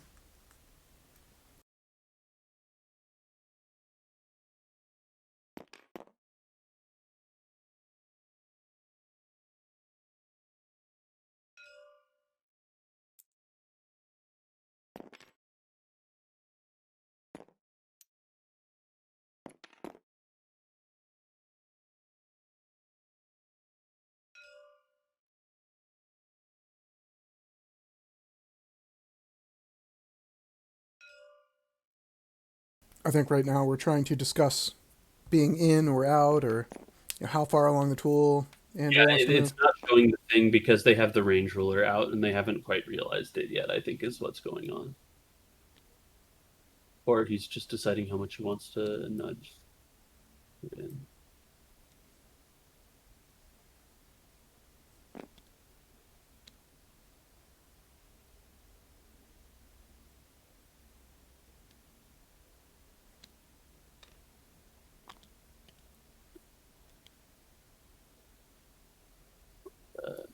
Heck, are they measuring now? Perhaps Red Skull's taking a walk now that Angela's been supplanted on the back.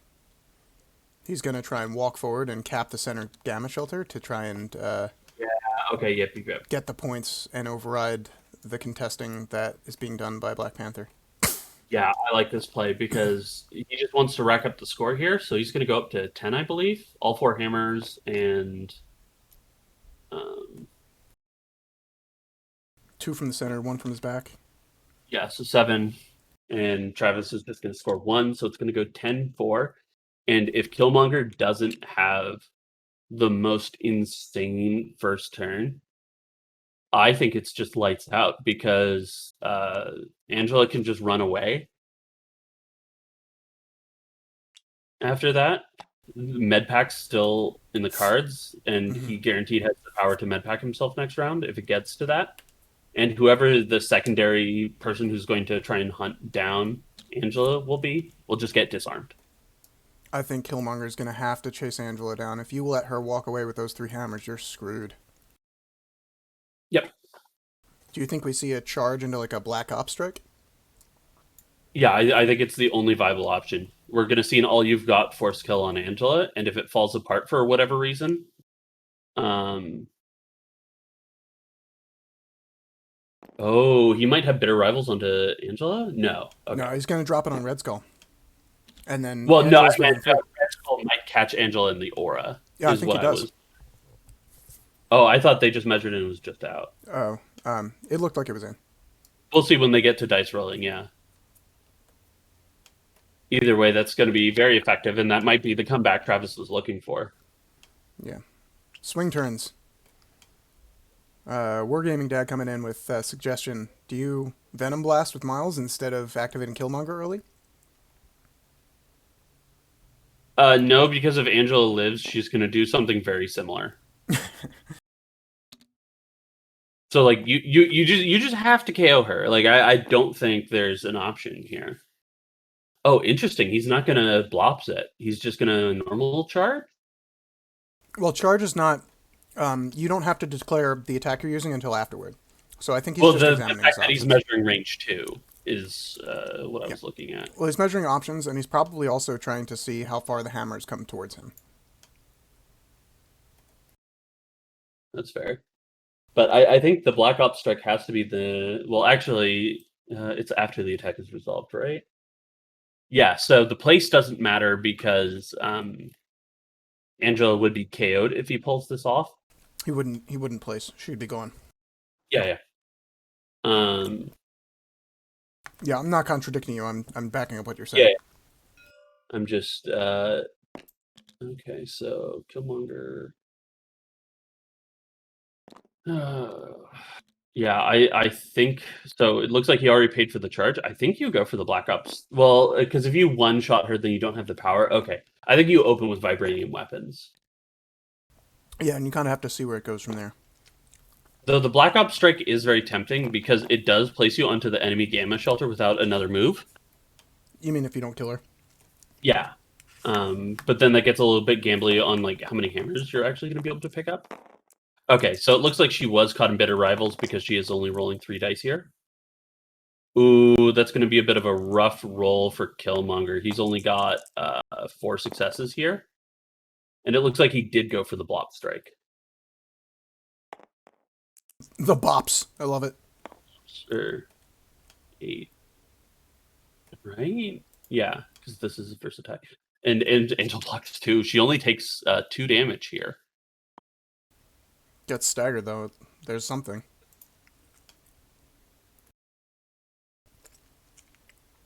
Now Killmonger's only on 3. Is that enough for another black upstrike? I don't recall how much it costs. It costs 3. Do you do it again? I think you kind of need to ensure her death and then go from there and pick up the pieces afterward. Like, forget picking up the hammers. You can kind of scatter them around if you need to.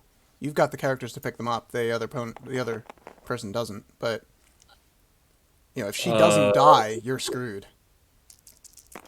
Wait, why is he only rolling 5 dice? He should be rolling a lot more than that. I think Unless he's maybe doing attacking vibranium weapons instead. No, he would have to be into somebody else. Why? Because otherwise he would have +2 dice from focus on the kill. Oh, I mean, maybe he's forgotten that. I forgot that was a rule on his card until now.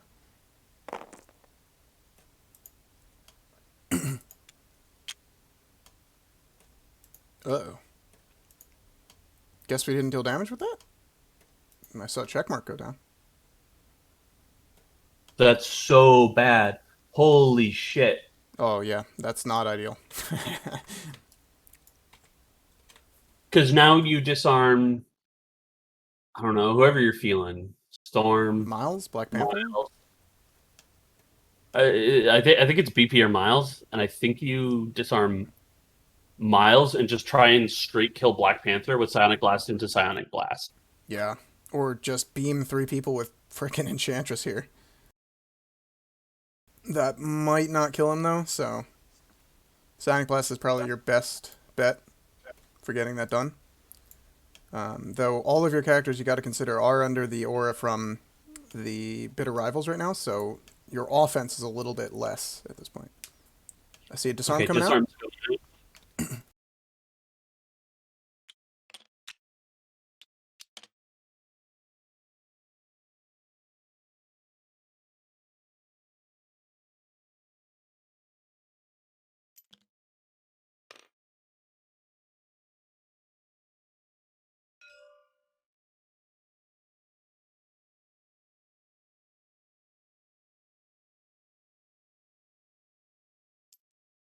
Okay, so they're trying to get Miles started. I don't know exactly what's going on. I think Red Skull seems to be paying for the disarm. Probably MODOK? Yeah, I think Enchantress was out of range. And she's got a hammer, so she doesn't really want to be paying for it. Yep. And who did the target? I don't see. And MODOK's going to be happily flush with power and just like bowing everyone back. Yeah, he's going to. And make actually, I think I think I want to reverse my thing. I think they're going to put it onto BP and try and kill Miles because they just don't want to deal with the Venom strike, the Venom blast. Yeah. Okay, they put it onto Nebula. Okay, I can see that. She can deal a lot of damage. It's going to show in the UI, so they're probably going to deal with that for a few more. So what I would like to see here is MODOK KOs Miles and then just like bows a bunch of people away and just says like, I'm scoring 4 on my back point and there's not a lot you can do about it. You don't want to guarantee Angel's getting away? I think that's what he's going for. I guess. I just feel like once you disarm somebody and KO somebody else and bow everyone else of relevance away, Um, uh, but I guess you can't med pack right now. I don't think Modoc's within range 3. If Modoc was within 3 of Angela, I would just say med pack her and do all that. Is he not out of cards? Esmond spent all his cards. Did he med pack? Oh yeah, he didn't take med pack. I'm Yeah, we thinking were of talking Travis. about how he took a limited number of restricted cards. He just played Yeah, without yeah. them. Who needs healing? Who needs healing? I'm going to Sonic Blast the entire team and win.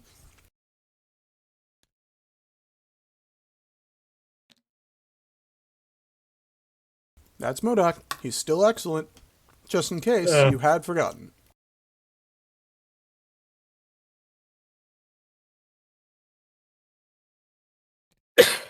Yeah, so it looks like Angela's going to go hide behind this pillar after shaking the stagger.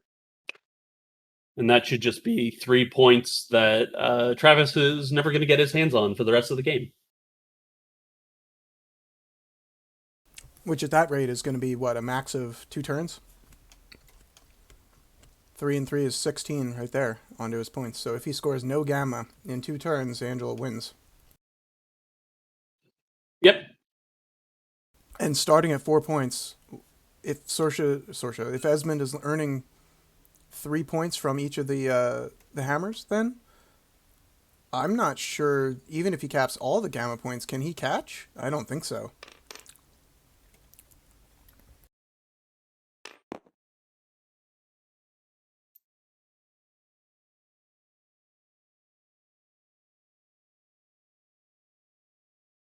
It would be 6 points if he scores all the gamma. 7 if he has the hammer that is currently sitting on Enchantress. 7 and 7 is 14. That takes him to 18 points at the end of that second round. So Esmond is basically going to have to lock down like his friendly gamma shelter or any one of the gamma shelters for at least one of the turns, I think, in order to like clinch the victory on the back of Angela's having 3 points on her. Yeah. Because even if he holds all 3 shelters, both of the next 2 rounds, Travis Max is out at 16. Well, if he's able to obtain the hammer that's on Enchantress, he could pull it out in 2 turns if he gets 7 points and then 7 points. So that's why I was saying that I think that Esmond's going to have to lock down one of the gamma shelters for at least 1 turn. You make sure he can't, score 3 from the back gamma shelter, Esmond's friendly gamma shelter, etc.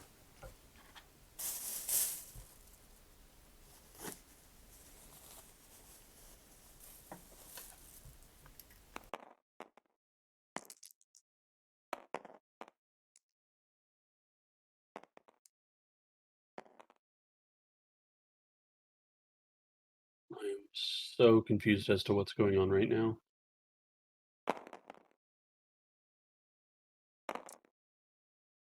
Well, those of you waiting at home, sitting there right with us. Oh, sorry. So they caught the missed focus on the kill bonus dice, and so they're just applying it right now. Oh, wow, okay. So they added the 2 missing dice, and then they actually rolled the crits that they never exploded for Esmond, because he rolled triple crit on that roll. It probably wasn't going to matter, but they wanted to go back and fix it. Fair enough. Can't argue with that. Yep. If Jacob's okay with it, it's his tournament, so I'm sure he can make whatever calls he wants. Yep. Okay.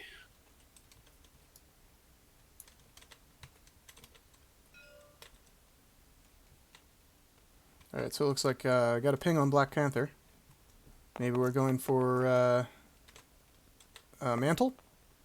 Because it's down to 0 power. Yeah, it looks like he's going to try and beat the shit out of Modoc, Mm. because only 1 die is getting rolled. And he's probably not going to end up pushing him too far Oh, back. no successes. Oh, excellent. Getting a lot of use out of that Yeah. that ability. And then 2 more hits to Modoc's none. I'm assuming Modoc's going to reroll. One of here, those is a 'cause why wild, not? though. One of those is a wild, so it gets canceled. Oh. Yeah, so Modoc can take no damage if he rerolls 1? I mean, you got 8 wounds left at this point. You'd be down to 7 wounds left. I think it's fine. You can let that 1 damage go through, probably. Yeah. Ooh. Save your rerolls for when your opponent's gonna dig in deep. He can't get pushed off the point. Oh, that's going to be painful. And then we're going to do it all over again, but I don't think it's going to be enough, even with the collision.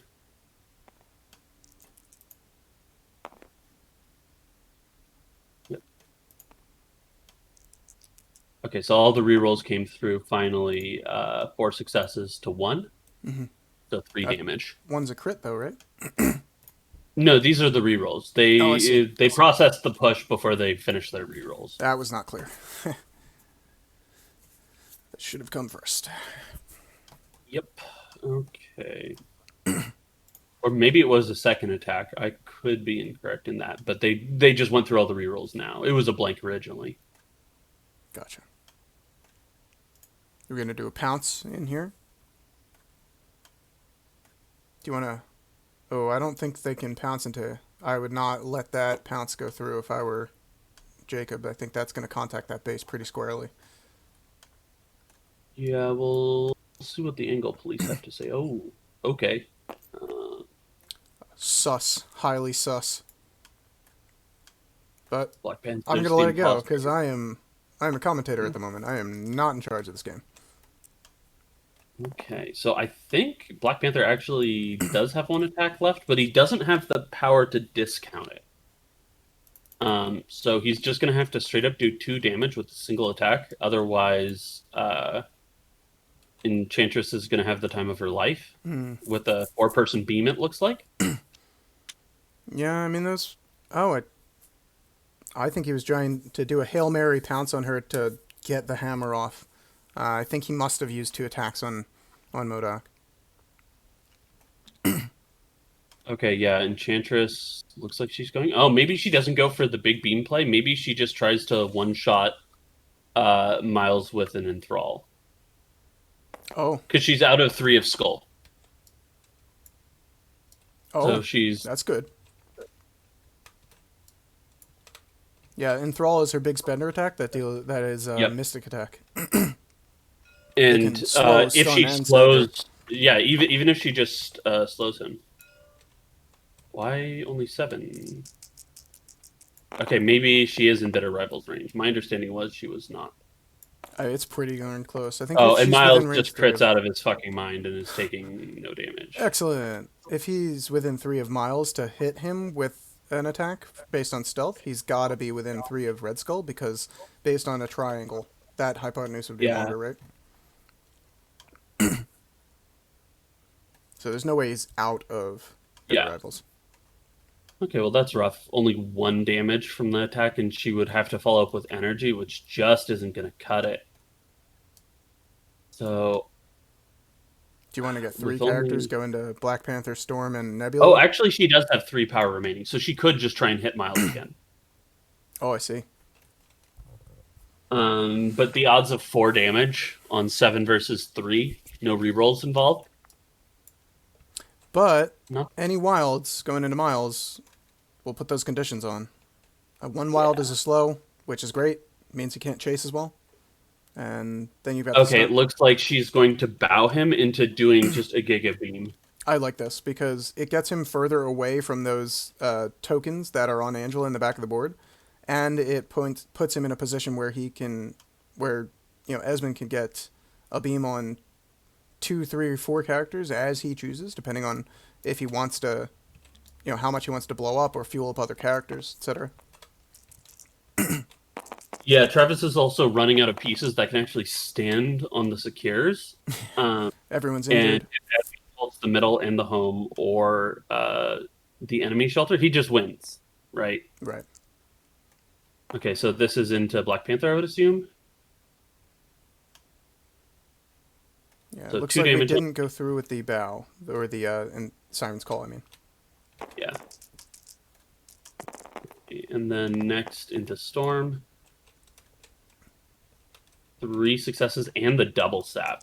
Oh. Storm doesn't like that power going away. Oh, actually, this is probably into Miles. He probably went for a lesser beam, just trying to tap both of them. Maybe just he to could sap also his catch power Storm. away, maybe? Yeah. Make it harder for him to get the job done that he wants to be doing. Yeah. It's going to take him, what, 5 power to Venom Blast and Web Swing? Yeah. So he'll only have one to pick up, even if he's able to pull it off. Mm. That's a good calculated maneuver. Now Enchantress is going to bow him. I guess he was worried about bowing into Okoye bodyguard range. Yes. But I feel like you're happy with Okoye Okoye. dazing. Maybe. Yeah. Because that puts so much pressure on the backline that it would just be lights out for Travis, I think, if that happened. Yeah. If this were me in that situation, if that situation is as you have described that situation, I think I would have just beamed everybody. I'd have bowed him into the Giga Beam here, like you said. But hey, I'm greedy like that. I just want to roll lots of dice. Yeah, maybe it's just the greed talking. I definitely let my greed That's get the what best sets of us me. apart from the guys that are playing this game, huh? Cooler heads will prevail. Oh, and he caught fucking Nebula too. Yes. This is just such a coup. I don't think there's any way out of this. Who do we have left to activate? Black Panther's activated. That's the only one on Travis's side. The Killmonger. Oh, and Killmonger, yeah. So we've got 5 more activations. So nobody's getting to Angela, and it's going to be incredibly difficult for you to stop Esmond from holding his back shelter. At that point, he goes up to 14, and there's essentially no way you can win without tabling him. Agreed. I don't think that he's got the tools to be able to. And the fact that Esmond's going to have priority next round, unless something very strange happens, My goodness, he's means that bowing. Killmonger will not be able to hunt Angela through some combination of running away and bowing him. Mm. And we're getting Black Panther out of the way too.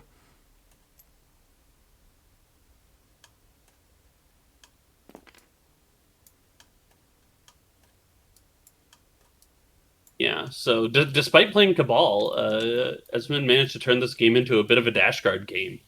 Well, that's just Angela at work. That's just creating a situation where a character that's very good at extract plays is enabled to do exactly what they want to be doing in the mid to late game, right? Setting Oh, up. so he is seriously considering doing a double move into a web swing just to try and go after Angela next round? I don't hate that because Esmond doesn't win immediately, and those 3 points and eliminating Angela will be crucial to being able to. But what's it called? Esmond would have priority. So you're putting a 1 health Miles out in front of Angela, right? Depending on how the rest of the turn goes, you'll have prio. Well, yeah, well, we'll see. Yeah. I mean, MODOK hasn't gone yet. He could blow up 3 characters again, and suddenly no But prio. I would think he's more likely to go after Black Panther or Killmonger than people who haven't gone yet at this point, just because of the limited utility. Yeah, if I'm looking at the other side of the board, yeah, I think that if Miles does make that play, then yeah, that's definitely going through my head as Esmond. I would say if I just maintain the prio lead here, I don't have to fear Miles because Angela can just tool him up as much as she wants. And she can throw this giant size 3 tower at him to boot. Yep. So that's going to be a dead bug. We're going right on top of that Bitter Rivals custom terrain. So we got a web swing, and then we got 1 move. We'll see where the other one takes us.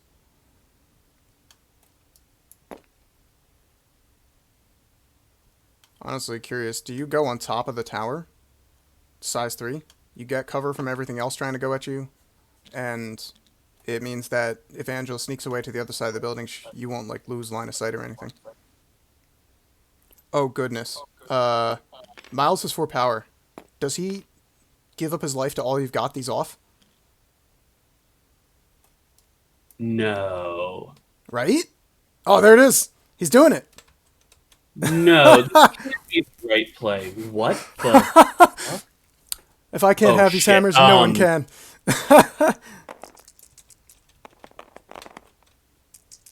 Because this is going to have the extra dice from the web swing, too. No, it's a different turn. No, it's the same turn. Yeah, it's the same turn. How is he Venom Blast? He just spent all his power on all you've got. No. Wargaming Dad. You're wrong this time, I think. I know you always correct me, but I'm not sure the numbers check out this time. Alright, so he throws into the building, yeah? Yeah, you just Deals an want the extra auto damage. point. Then we roll up a second attack with less dice and hope for the best. Hope for another throw into the building. Or 2 crits.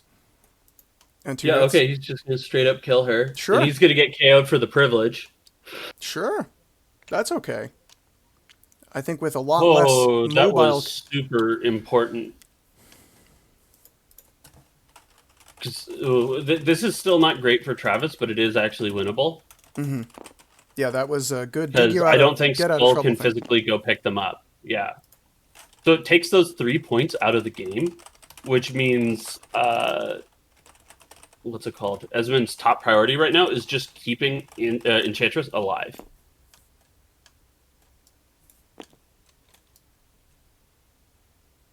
And she's already activated, which means I think MODOK needs to go and blow up whoever could threaten her. There's a case for going with Skull. Here, let me just do the pitch to you. The 3 people who are left are Okoye, Storm, and Nebula. You can't really deal with Storm because of super stealth, right? Mm. Yeah. So if you go with Red Skull, cube Enchantress outside of Storm's range, so she has to move attack, so it's way less likely she dropped her. You have a decent chance of just double tapping Okoye. Red Skull's got 4 power, which is enough for the cube and 1 Cosmic Blast. And if you deal damage, you get the power refunded, so you can do a second Or Cosmic Blast. you can rev up the cube and then unleash the cube and then teleport Enchantress backwards. And just hope that the 7 dice plus the throw deals with Okoye and potentially Storm. Well, not and Storm, but you get what I mean. That's throw in any direction, I think, on his big Yes, attack. it's omnidirectional. So he could go sideways into Storm, absolutely. Yep. Bye-bye, Miles. Bye-bye, Angela. Yeah. All right, we got a fat stack of celestial hammers back there. I don't know what they're made out of. I think probably vibranium or something. Vibranium and adamantium. I wonder if they're made out of the same stuff as Captain Well, no, America's they're shield. Asgardian. Oh, they don't have the same metal composition? Or they have some special Asgardian metal, probably? I forget. So, if I recall, it's either Odin's dad or Odin's brother shows up, and he's like a dick who believes that like fear is the way that you should just like rule. And Oh, so is this like a comic book storyline? yeah, Nice. and so all these hammers show up, and they turn people into like monsters. But like, so Hulk picks one up, and he turns into like a volcano elemental. Oh, jeez. Actually, Sin gets her hands on one, and she turns into this like weirdly buffed red skinned lady. Truth comes out. It brings out your inner demons, I guess, huh? Yeah. That if I recall, Is MODOK gonna shuffle backward and grab hammers? Oh, goodness. oh, that can't be the right play. I was gonna say, if you're watching the Twitch chat and you can tell me what Thor's hammer is made out of, Mjolnir, in the Marvel Comics universe, I will give you 5 points, which cannot be redeemed for anything. They're like, whose line is it anyway points. But you have them, and you can brag about them if you want to.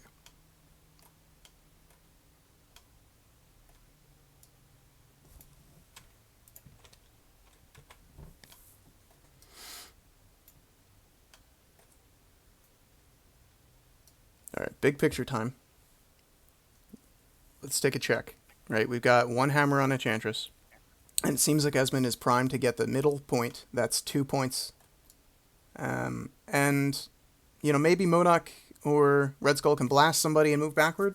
he might be able to count both, depending on how his dice rolls roll out. I believe it's currently Esmond's turn to activate. And you can bet that he's going to look to take out at least one character here, I think. Yep. They're trying to determine whether he can pick up the plants. It looks like a no, which is a little bit problematic. It means he can only throw size 1 terrain unless they decide it's close enough, because this thing has a really weird silhouette. It's like under a branch, but it's not actually touching the base, and it's like, where do you draw the line? Right. I think they were discussing how to use those in the beginning of the game, but maybe this particular branch with a flower on it didn't come up. But hey, that's what we got the judge there for. Yeah. Shout out again to Jacob, filling in for a judge spot and running this tournament. It's the Xavier Protocols Invitational. Some good showcase of a new Battle Realms format and some of the top players we have in our community. Yeah, and if you want to check it out, I have a playlist floating around where basically all the content creators, so QTR, Vaughn when he's doing it, everyone else who's recording all these matches, as far as I know, pretty much every single one of them is getting covered, and they're all going to YouTube. And so I just have a playlist on the Roster Doctor YouTube channel. And the links are in most of the Discords. Do you have a link for that? We can plug it in the Twitch chat if you want. Yeah, let me shoot it over to me. I'll punch it in. Or you can, or if you're viewing the stream yourself, you can do that. I'm not in the stream because you got the TTS. Because then I get like audio delay and stuff. Xavier Protocols Invitational. Well, then I mute it, but then there's not much of a point. Well, I guess to read chat. Okay, yeah, I just shot you the list. I think I just have 3 games in it right now, but as soon as they get exported to YouTube, they go in there. Okay. Oh, MODOK. Oh shit. Oh. What's he blowing up now? No, he's just going to sit there. He's just going to be fat and in town? Yeah. I love those activations where MODOK just moves. You're like, he's never going to just move, right? I love this. So I think he's going to throw this size 3 pod at a Koye. Oh, did he not throw the branches? They're gone. Oh, I guess he did. What do you spend the rest of his power? Okay, now he's doing some bows. Yeah. Get them out of town. Get them away from the hammers. Get them away from the scenario. But yeah, so Koye is dazed, which means he has to put somebody back onto that thing to deal with it. And Storm can't hit Enchantress without getting off that point. He doesn't have any healthy characters to contest it. So that's a lock on 3 points for Esmond. That's huge. Oh man, I forgot that Nebula was dazed because like she just got like dazed with no muss, no fuss. Yeah. Oh god, this is so awful. Yeah. This is just game, right? I don't see any way to come back from this. You have to kill MODOK? Yeah, or just daze him. I mean, he is on an objective, right? So it could be the case that Nebula can get it done. Yeah, so I think we're seeing a blaster pistol. Blaster pistol and a prayer with 4 successes. And the reroll to try and clear out the wild. Okay, no. So 3 successes after the wild blanking. MODOK's going to obviously spend a reroll here because he doesn't want to die. Yeah. Oh, he actually ran out of power, so... Uh-oh. That link to your playlist. Oh, it was a shock sword assault because she was disarmed. I thought it was a blaster pistol. Okay. Oh, man. Nebula disarmed. Oof. That link to your playlist is in the Twitch chat. Perfect. Okay, Nebula, you just got to clutch this out. That's not clutching it out.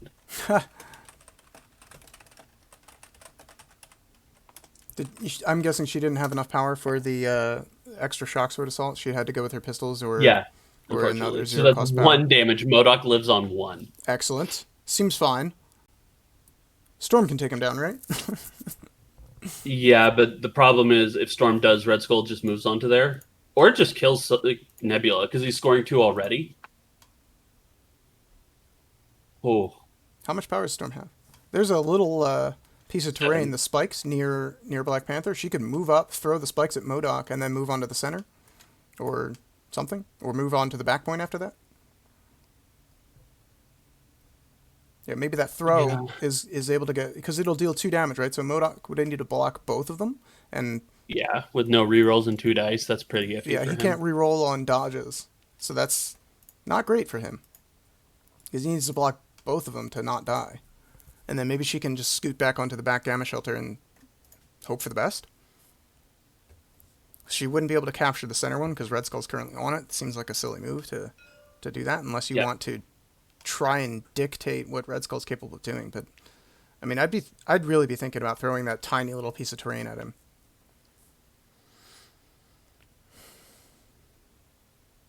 Red Skull's still going to be dangerous because he's the one Oh, that. he pulled Enchantress onto the point, so now you can't do that with Storm threatening the middle. Well, she was never threatening the middle, right? Because Red Skull was already on it, and he's not. Yeah, if Red Skull left, I meant. So we actually could see Red Skull move to another point now. I think he's just going to run away. Just secure the back one, and then like next turn maybe he can run back, grab the hammers, and peace. Killmonger is going to be a problem, but yeah. Yeah, and your biggest cannon is on the other end of the field at this point. But when they all wake up, if Killmonger doesn't get after it as soon as possible, Enchantress might be able to deal with him because Killmonger's Mystic defense is not incredible, right? It's only a 3, I think. Well, everyone on this team has 3 with no upside except for Nebula for Mystic. Yeah. It's definitely the best way to go after Killmonger. That's for sure. Yeah, just why roll into his higher defenses if you don't have to? Oh, his energy is also a 3, right? Yeah. It doesn't really matter. But getting the stagger or getting the slow would restrict his ability to go get hammers, chase Red Skull.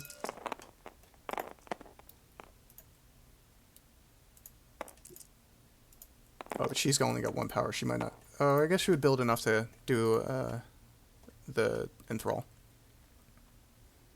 All right, what was that roll for? I believe it was a storm attack of some kind.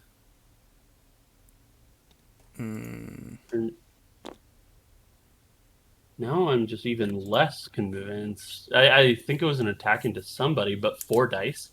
Modok? Black Panther? Killmonger? Oh, he might have struck Killmonger. And Killmonger just blocked 4. Oh, okay.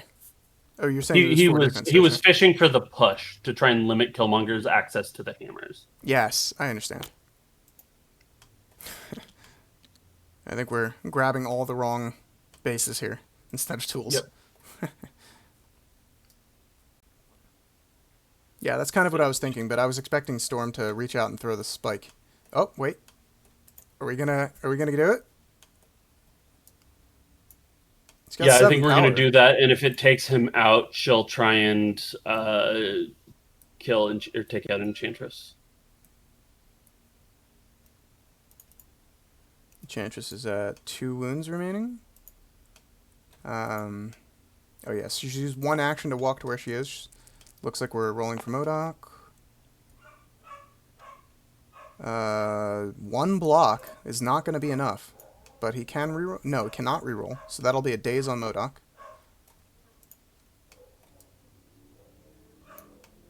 Sure, we'll get that daze token in a second. There we go.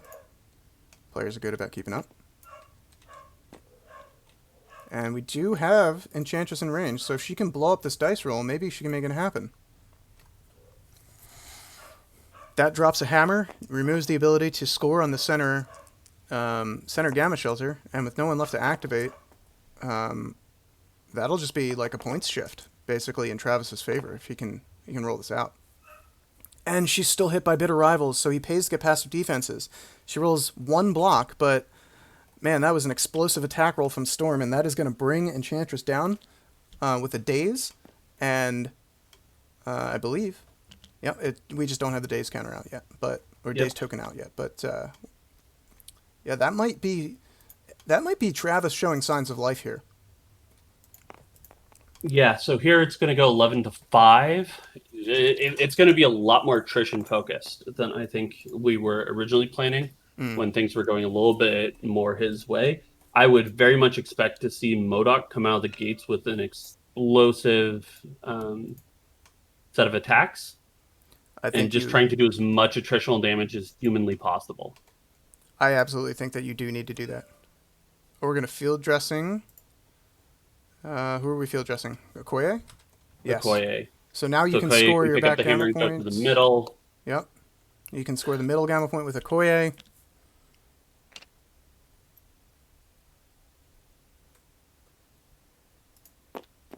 Yeah, that's absolutely huge. And she's got an action left. She could blast Red Skull. Red Skull's on 1 power. I think he can do everything he wants to do with basically no power if he wants to cube himself. And we're going to med pack to boot. Now she's got the hammer. Are we going to pay an extra point for that? Well, I'm assuming he did it before he picked up the hammer. Maybe. So, Spear Blast. Yep. I don't think he worries about giving Red Skull more power. I think he wants to get the damage in and try to get a daze off next turn, maybe with Killmonger. No damage, re-rolling for a possible point of damage. Nah, nothing goes through, but the automatic point of power is nice. Right. That puts her back on 5. She'll go to 6 at the start of the next turn. That could be 3 bodyguards. And back at full HP on her uninjured side makes her basically the healthiest character on Travis's roster, except for maybe Black Panther. To think about. Enchantress can double bow into a massive beam to start off the next round. Bow Killmonger through herself, and then bow Nebula, let's say, and just get Okoye, Nebula, Killmonger. You're gonna lose MODOK if you do that, I think, right? Because he's gonna flip it. He's gonna be at 4 HP and on his injured side, and not have the defense from the chair blanking wilds. It's going to be tough to keep him alive through any one of these other characters' activations, especially with Nebula sitting right next to him. I don't hate the idea. Well, you would be pulling Nebula away from him in that case, but she would still. Oh, she wouldn't have power for a Shock Sword Assault, so. Ooh, something bad happened to Nebula. Okay, now it's loading. Okay. Yeah, they were doing the cleanup phase, so I think they were flipping cards and stuff. Okay. All right, so we're starting the next turn. On Esmond's side, we have MODOK on his injured side now, freshly flipped. We have Red Skull who's at full HP. We're going to get that Bitter Rivals token off in a moment, I think, probably. Yeah. It's no longer in play. And we've got Enchantress has just been flipped, so she's down to 5 HP. But 3 characters left on Esmond's side. How do you bring this one home?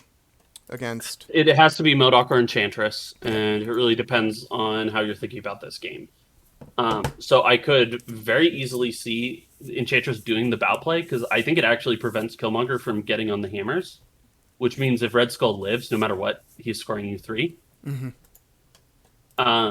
The other alternative is you think you're playing for attrition, and you go with MODOK, and you're setting up a double Doomsday chair, which would be presumably Storm into Nebula, followed by Black Panther into Storm, to minimize the odds of you, losing a chair attack to KOing somebody. Storm is also dazed, though, right? Or on her injured side, so maybe you do Black Panther first. Well, the thing is, he's the most resilient, so you only move to him if you aren't confident that you won't one-shot the other 2. 7 dice against 3 in either case, I think, right? Yeah. And Wakanda reroll. I mean, that's probably an average of 2 or 3 damage, so you probably don't rip either one of those characters off the table immediately. That's my guess. And of course, Okoye is in range 3, so MODOK's just going to rip this pod up and throw it at her, probably, to try and get the daze in. Maybe pull that hammer off immediately. Yeah, I definitely... You Psionic Blast Panther, try and put him down, because he took a damage from the Gamma Shelter, so now he's at half HP. I like that. Gives no you the power block. back. Holy shit. Wow. Got 1 Wakanda reroll, but he didn't even pull up any blanks, so that's going to hurt. Oh, and it's a Modok Sonic Blast, right? So got he can't rerolls. use his Yeah. blanks. Okay, Yeah. so he's spending 4 on rerolls. Oh, 3. Oh, seems Okay. fine. Na na na na. Na na na na. Hey, hey, hey. It just goes to show you there's more than one way to skin a cat. Dead Black Panther. Yeah, Sonic oh. blasts are great. And just infinite power. Holy shit. He just might like kill like 2 or 3 characters right here. Yeah. I was thinking that you wanted to go with Modok, A, because he's on injured side, and there's a chance that he gets ripped off the table if you don't. B, he can probably do just as much work as Enchantress can do. And C, I think that with the position he's in, if he can stay alive, he's getting you 3 points there. Not so with Enchantress. Yeah. And crucially, he's definitely able to bring down a 3 HP remaining Black Panther into his dazed side, rather than Enchantress. I think that's a bit more dicey, even with 2 attacks on him, maybe. So here it looks like he's still deliberating on the throw. I think it has to go into Okoye because Okoye is the only one you could possibly daze or KO, I guess. Right, Daze. because your size 3 pod is going to upgrade to 4 damage, and then that if she rolls nothing, she could. Oh, we're doing a Doomsday Chair first. It looks like. It looks like the initial target is going to be Nebula. She's going to be the heaviest damage dealing person back here, so that's a good choice. And we've got 4 successes with a crit hanging. 5 successes to 2. Nebula does have a defensive reroll, if I recall correctly, plus Wakanda. So it's going to be 2, maybe 3 damage. I don't think you spend for rerolls here because I think you want to maximize bows once you see whatever the hell is going on. Sure. Getting Oh, her. is he actually going to spend out to threaten to daze or KO? Yep, 6 successes to Nebula's 2. So she has a reroll and a Wakanda reroll to try and not die. Nebula's got 4 HP, 5 HP Oh on no, her injured she'll side, be living on 1 right now. Yeah. If she doesn't improve, yeah.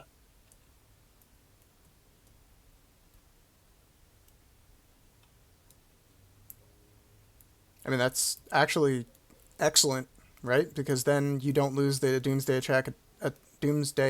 Chair attack into Storm. Yeah. I did it. I got there. Tongue-tied, sorry. Nah, I got you. But yeah, so the ultimate dream scenario here is that he one-shots Storm on the next attack and then throws the pod into Nebula, which means just Killmonger and Okoye are left. And once he bows Okoye back into him, yeah, it's going to reduce her ability to contribute to the center of the game. okay, so it looks like she did re-roll, but didn't get much better, so she's living on 1. Unfortunately, he did not get to apply the bleed. Is she immune to bleed? Yeah, bleed, poison, and She's stun. a robot, right? Cyborg. Oh, excuse me. She can choose to identify as a cyborg instead of a robot, right? I don't know.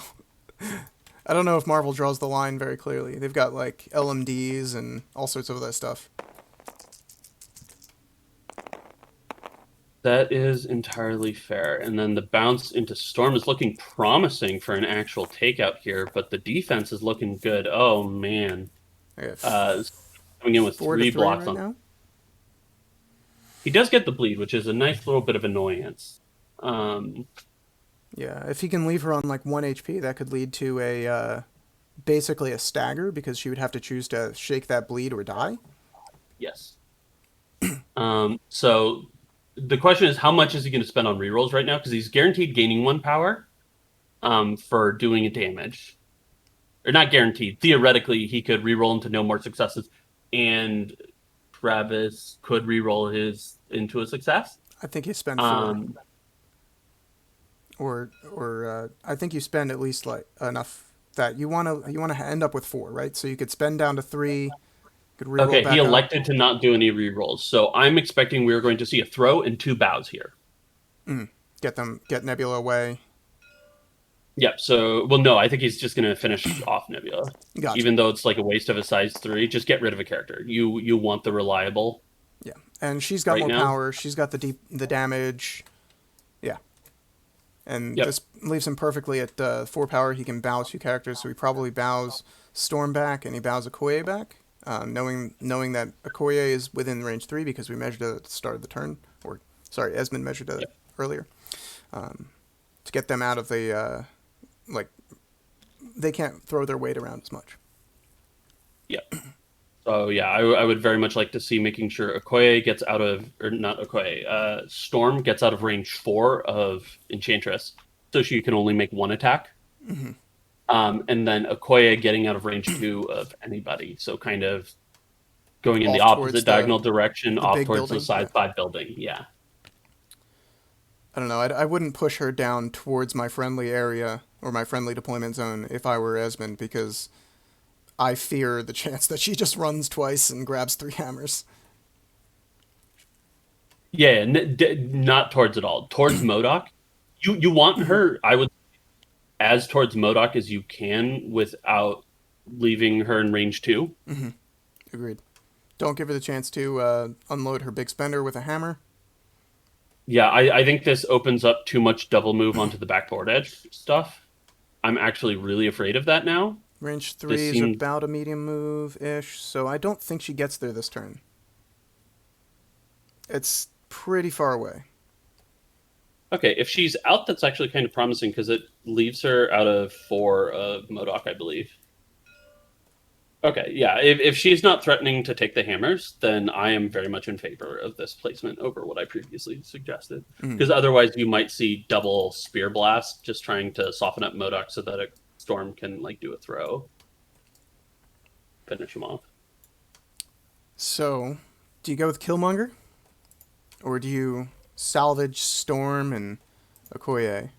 I think you go with Killmonger and you just try and KO Enchantress. Because if Enchantress gets to go, you're in deep shit. And Killmonger has enough power that he can boost both of his attacks. So vibranium weapons and then a potential Black Ops strike I think if you have you to. I think you have to deal with do the Red damage. Skull, honestly, because if you kill Enchantress and leave Red He's Skull going into alone, Enchantress. he backs up and gets hammers, and Sorcerer wins, or and Esmond wins, right? Because he'll Yeah. get 3 hammers with Red Skull, or at least 2 hammers with Red Skull. He's gonna get 3 with Modoc over there, so that's 5. That's enough to win. Okay, so we've got 4 successes and the pierce. So he's going to do 4 damage to Enchantress and leave her on 1. Oof, that's not great. And I think he just has to repeat at this point because he doesn't have any great ways to deal with her. And if he leaves her alive, she will KO somebody and or run away and Yeah, or do but really obnoxious I think shit. Red Skull being on the board is. I think this is a mistake. I think Red Skull being on the board wins Esmond this game on the next activation. Because I don't. Quite I mean, possibly. I think Enchantress would have had a similar effect on the game. Not the same, but a similar. I mean, there's not a lot of great choices for Travis right now, I feel like. although Too much has gone wrong. I guess if you're able to get. If you're able to charge to the backgammon shelter and then Black Up strike Enchantress and kill her, you Yeah. can stay on the backgammon shelter, and then Red Skull is forced to make a decision about whether he backs up to get hammers and leaves you gaining 3 points to get 2, or if he stays there to contest it. And I mean, like, not contest it. He would score his own backgammon shelter, but okay, looks like we're just gonna take a walk backward. Yeah, I think he's going for the more conservative, hold the middle. Because if Red Skull leaves to pick up the hammers, then Okoye just holds the home shelter, is what I'm not super worried about. Well, so he essentially gets a chance to go with Storm to try and KO Modoc. And if he does, a lot of interesting options happen. Yeah. And it looks like, well, yeah, it looks like Enchantress is going to be KO'd.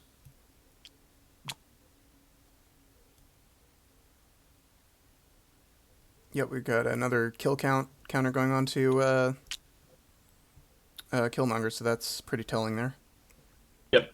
He only gets those when he does the murder. And so here, I would actually like to see Red Skull pass because I don't think Okoye can take him out. Agreed. And it gives you more information as to what the board state's going to be. Because if MODOK is successfully holding this back point, you can't lose by picking up the hammers. But if Storm KOs MODOK, KOs him, I would very much like to switch into an attritional play because I'm fucked. Yeah. Oh, it looks like he might be trying to take shots with Okoye as well. We'll see if he gets within range. No, just barely out of range there. Yeah, they checked that earlier if I recall correctly. So that's why I would very much like to see a pass because Okoye can only get one attack into MODOK. Mm. So that And was if the she foresight. does, that means that you can abandon your home shelter because nobody can get to it. Yes.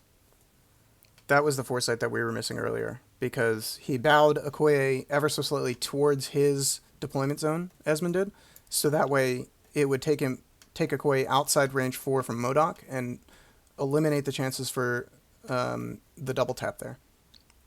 Storm not needing to build power, do you just use the beam twice for the physical attack into MODOK?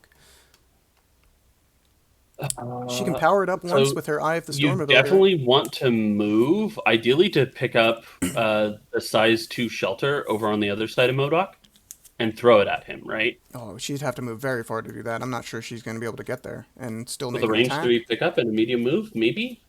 It might be close. Oh, it's Travis. He's just going to roll dice at him. Come on.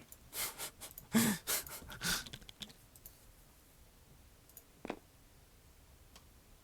think that's the range 3 beam. Right? He's going into the weaker defense to try and get 4 hits in. And all of his wilds count here. Yep. So 1 block so far from Esmond. And he's got the possibility to re-roll into better. But things aren't looking great with a double crit right off the bat. Okay, so that's going to be 4 successes. So MODOK's going to be living on 1 here. Do we have an opportunity for a Wakanda reroll? Wakanda reroll's going through now, and it's another success. Uh-oh. So now Esmond has to reroll into a success, but he can't because he has no power. So MODOK's KO'd. So this is exactly why I wanted to wait on Red Skull. So I think Travis wins now. I'm not sure how Red Skull salvages this. Because your opponent is going to score 3 or 4 up to 12. So I guess the theoretical optimal situation here is Red Skull revs up the cube, unleashes the cube onto Okoye, and throws her to somewhere. Just away is fine, right? Or back into the building. Well, I think you want to get the hammer off of her is the thing. Yeah, I mean... Okay. The other option is you, like... I think you take out Okoye and just try and get the hammer. Hmm. The other options is you double move back. Well, so the problem is if you let Travis score that, it's going to be 7 points to him going up to 15. You're only going up to 14. Yeah, this is suddenly a big decision. That was an explosive roll from Storm. And yeah, again, doing it at 1 action was very problematic. I thought she maybe had the throw into the attack into just taking the bleed damage. I see. Yeah, I'm not sure that Storm would have been able to get to the shelter, but removing MODOK was definitely priority number 1. Then you move to the Gamma Shelter with whatever points actions you've got left. But I think MODOK had to die no matter what. That was at least to just stay in the game. Red Skull spending 2, it looks like. Just 1. Okay. He's going to Cosmic Blast Killmonger, it looks like. So he's praying for the double tap here. To remove the biggest... Personally, I would have preferred to see revving up the cube and then doing your spender. Because if you deal damage, you throw him off with no way to get on. But you can just spike it and just out Travis in the moment, I guess. Sure. 6 hits. Wow. And that's 2 sap powers, so he's going to fuel himself up. Yep. And so now he gets to follow it up with a actual Even with a Wakanda reroll, I think he has enough power to unleash the cube. You need to deal 1 damage there? No? He should be getting 3 power. Why does he only have 3 power currently? He should have more. Right, because he went down to 1. He Yeah? started at 2, he went down to 1, He and then he dealt gained damage, 3 so because of Cabal. double sap. 1 from Cabal, 2 from Thap. Yeah. It's 3, so you should be at 4 total. Oh, maybe they'll catch it in a sec. He might have just forgotten the Cabal power. That could have been the difference. Which is a mandatory effect, so it should be enforced.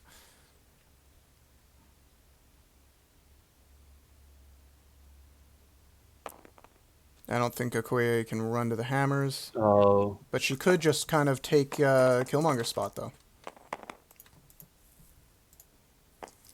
Alright, looks like we're getting 2 blocks on defense. Crit rolling in will come up with a 3rd blocking result against 2 hit results. 1 would be a sap power, but it's not going to be enough to deal the damage to take Killmonger out. Don't think. Unless there's something else up his sleeve that I haven't seen.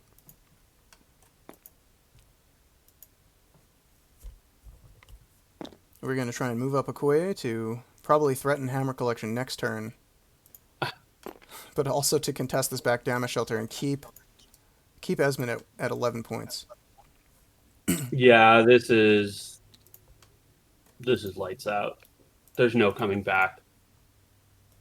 Oh, so clarification, I think Wargaming Dad in the chat was saying that Yeah, Killmonger Killmonger didn't spent have the down? power to sap. Right, yeah.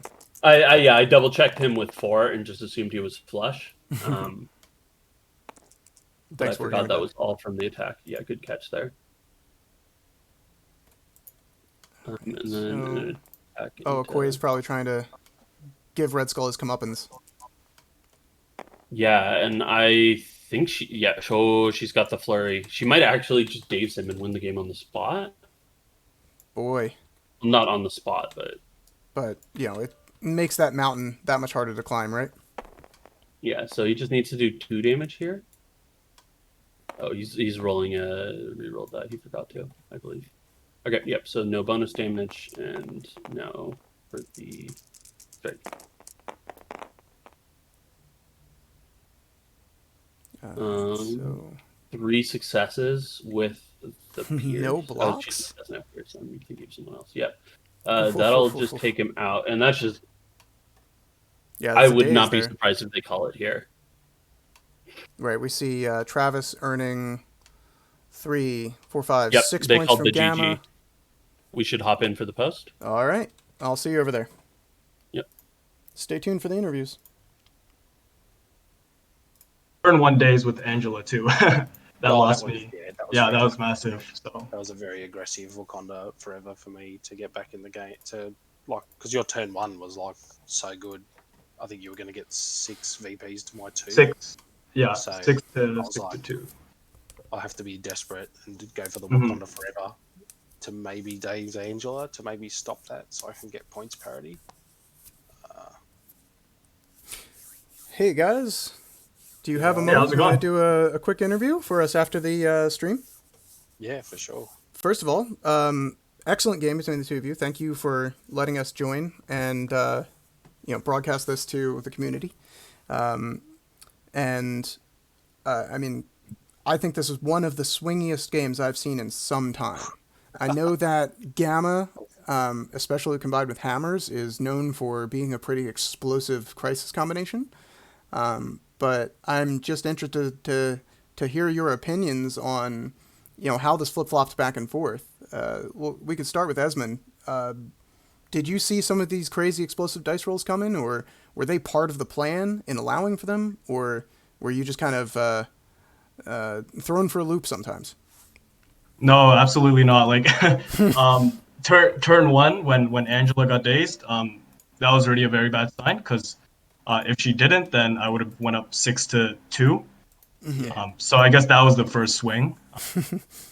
And then the second swing, I think, was on my part. I had to take some action. And then MODOK, all you've got with Bitter Rivals is extremely strong. Yes. That was yeah, that was the second swing, and then I thought I had secured it when Angela was over here, but Miles did the job perfectly and you know removed 3 victory points from the game essentially, and I was just playing too many characters down at that point.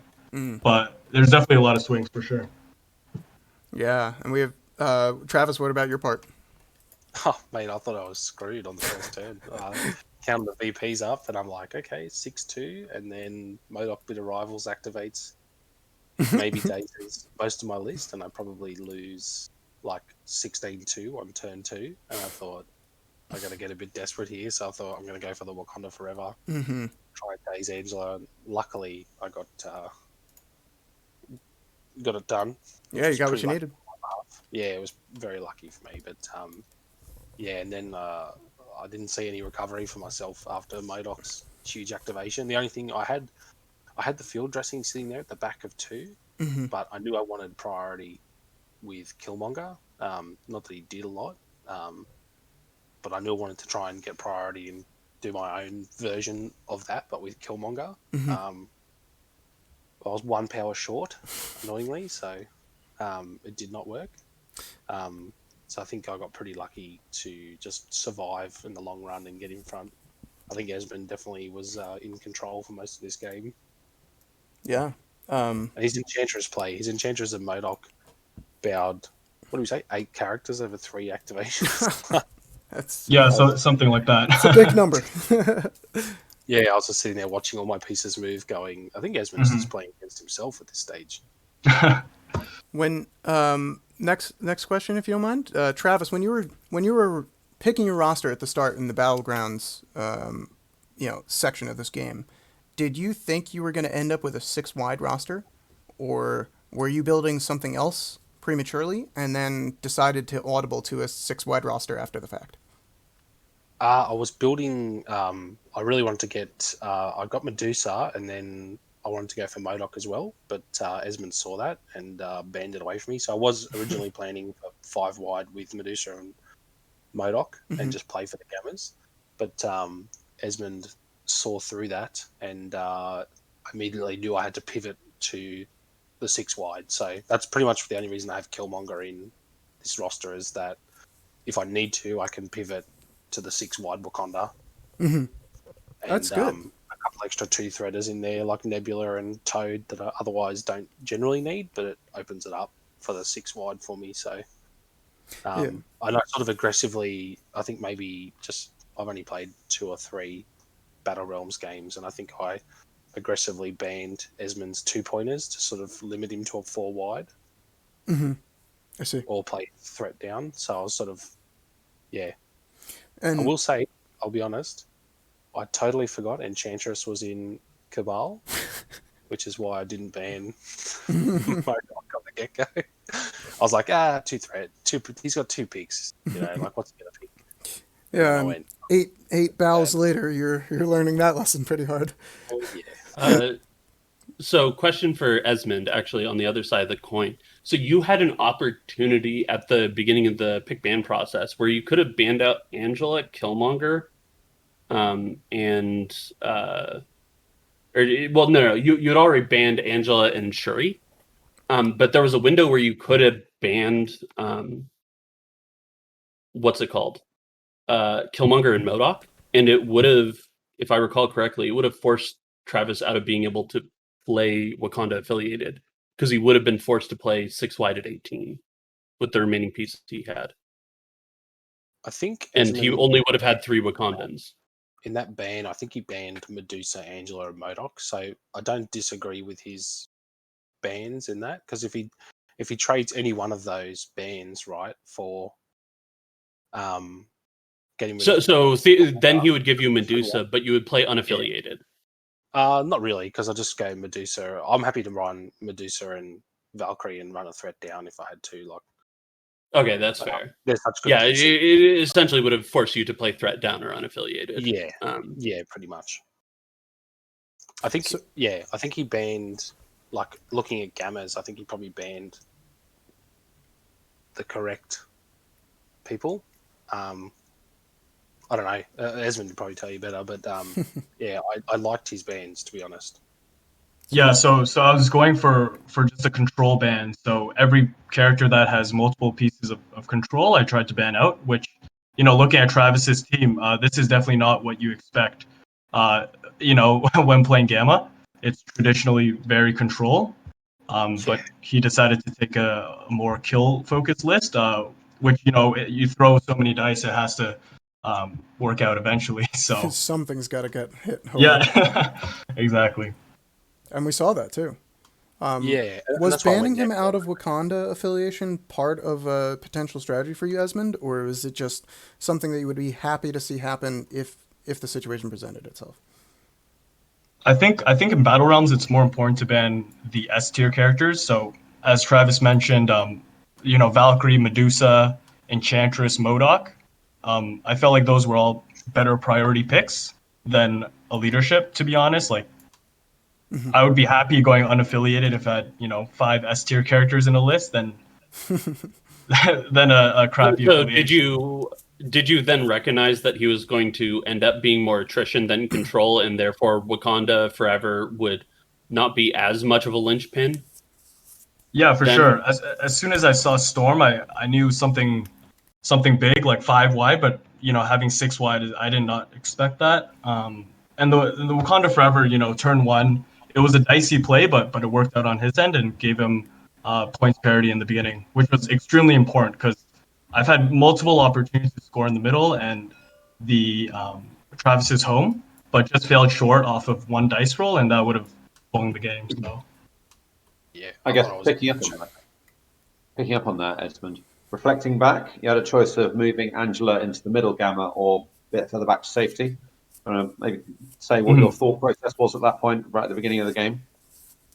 Yeah, so I was actually talking to Travis saying, as soon as I picked up the hammer, I was going to move back, but I said I had to take a risk because there's just too many characters that he can flood the board with, especially being 6 wide and having the last activation.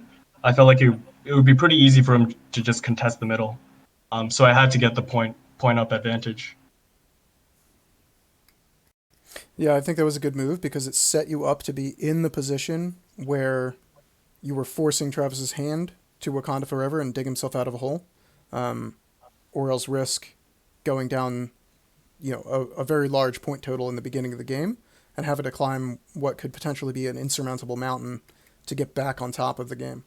And I mean, as is, it was still very hard fought. And I think that GD Nerd and I were both kind of expecting this to be Esmond's game to lose after the first round or two, given the Esmond, if I didn't get Yeah, that, once he had all 4 hammers, we were like, "There's no way Travis rolls his way back into this."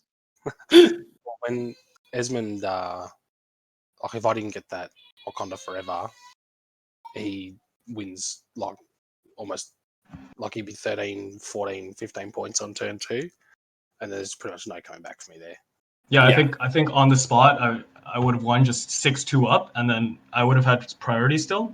Bit of rivals, Modoc, same thing would have happened, but I would be 3 points up, and Angela would still be healthy. So Yeah, yeah.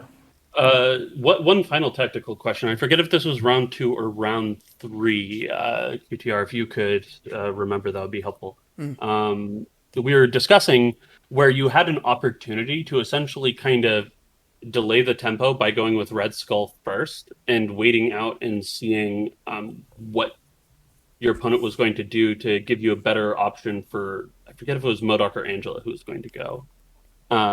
But you ended up holding him till later, and it seemed like a bit of a odd use of Red Skull to hold him till late in the round, when typically he's just kind of throwing off some random cosmic blast. Yeah, I actually use Red Skull last for him to be a control piece. I'm not sure which round. I don't think I remember specifically, but I did teleport Enchantress using his portal to the center gamma. Um, so I don't know. I feel like Red Skull is pretty good at repositioning people. My allies last minute, and I think, you know, Yeah. Yeah, that I was think that late that in helps it a round lot. two. I think that was late in round two, because Yeah. Enchantress was set up in the middle, going into the third round, which is where we ended the game, right? Yeah, Right. I think Yeah, I think it's just like the control versus attrition aspect, and I think I was very focused on attrition at the time, which makes more sense. But Mhm. yeah, being able to pull somebody onto a point is very helpful. Yeah, and also retreating Angela too. I saved Red Skull till last, and I pulled Angela back onto my point, so Red Skull can advance onto the middle point as well. Turn 2, and that was my big swing turn Yeah, basically for sure. rotating. Oh Yep, yeah, yep. that was one of the biggest swing turns I've seen in quite some time. There were 3 dazes with the first activation. Yeah, I do have to all you've ask got. though, if you had to go back and rewind, would you have changed your target priority around at all? Average dice being what they are, or getting a hit or two where you think you would need to. Is there any attacks or other actions you would have taken to change which characters you tried to pursue on Travis's side of the board? Because there were a lot of them. Yeah, I think I just focused mainly on high damage characters. So Nebula, I wanted to take out as soon Hmm. as possible, but I disarmed her. Killmonger's a little bit too tanky, I feel like, with physical attacks. I think the one decision point is during round 3 when Travis had the big swing turn and Angela got dazed. Hmm. If MODOK should have activated and attacked Miles instead of Hmm. Angela going and picking up the hammers or something like that. But maybe if MODOK dazed Miles, but he had bitter rivals, he's rolling 5 dice.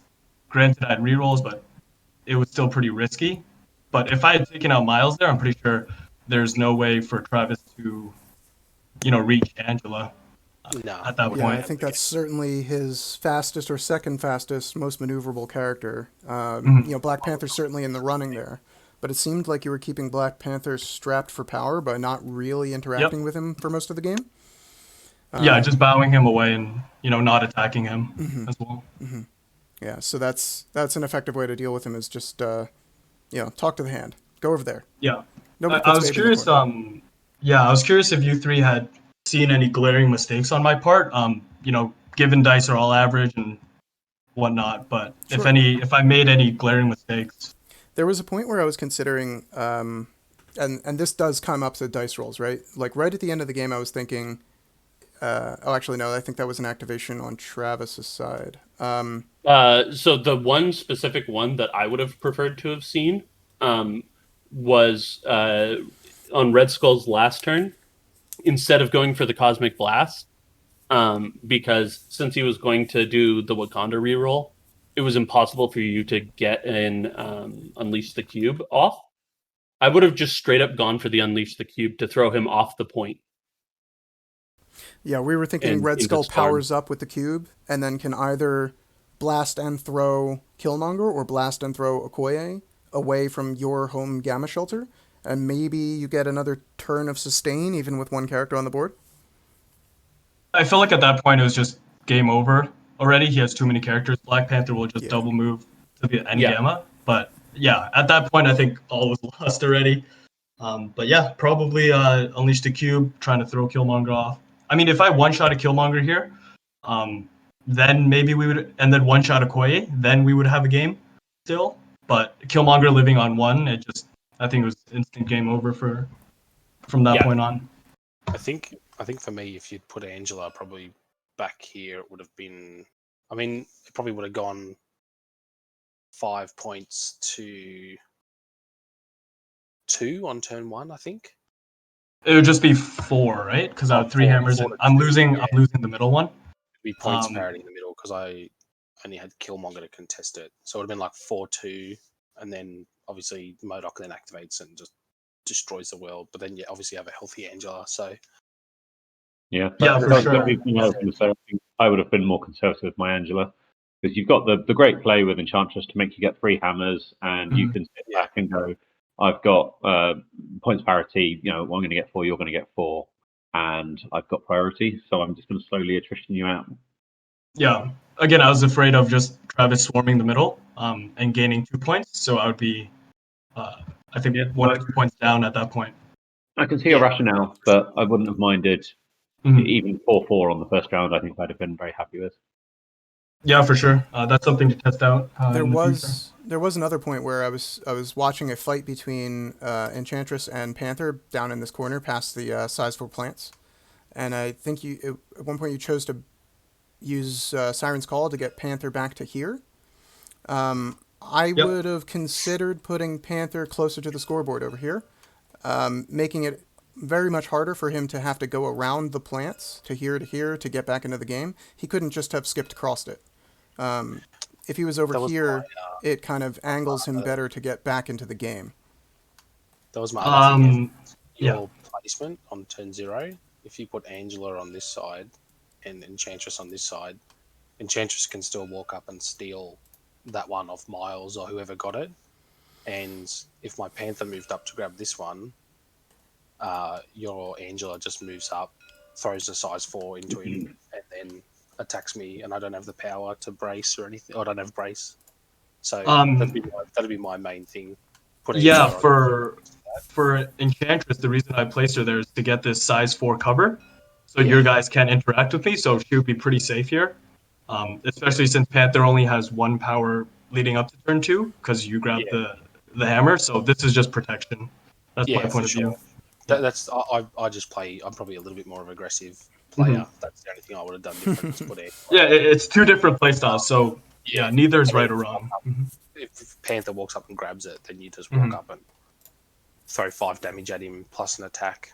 Mm-hmm. I think the safer play is just to grab it with Angela and go back away anyway, and then Panther never gets a chance to grab it, and then Enchantress gets to steal the one on the other side. I think that's just a better way around. Mm-hmm. That's it. I'm a very aggressive player, so that's probably what I've got. All right, guys. I think I'm a bit tapped out here, but it was great seeing the the Zerg rush coming in against what felt like a bunch of Marines defending a back base here, trying to get in and keep the Wakanda forces at bay. But they managed to punch through, and that was an excellent game to watch. It was there's probably going to be a ton of clips for the highlight reel in that game. So good on both of you.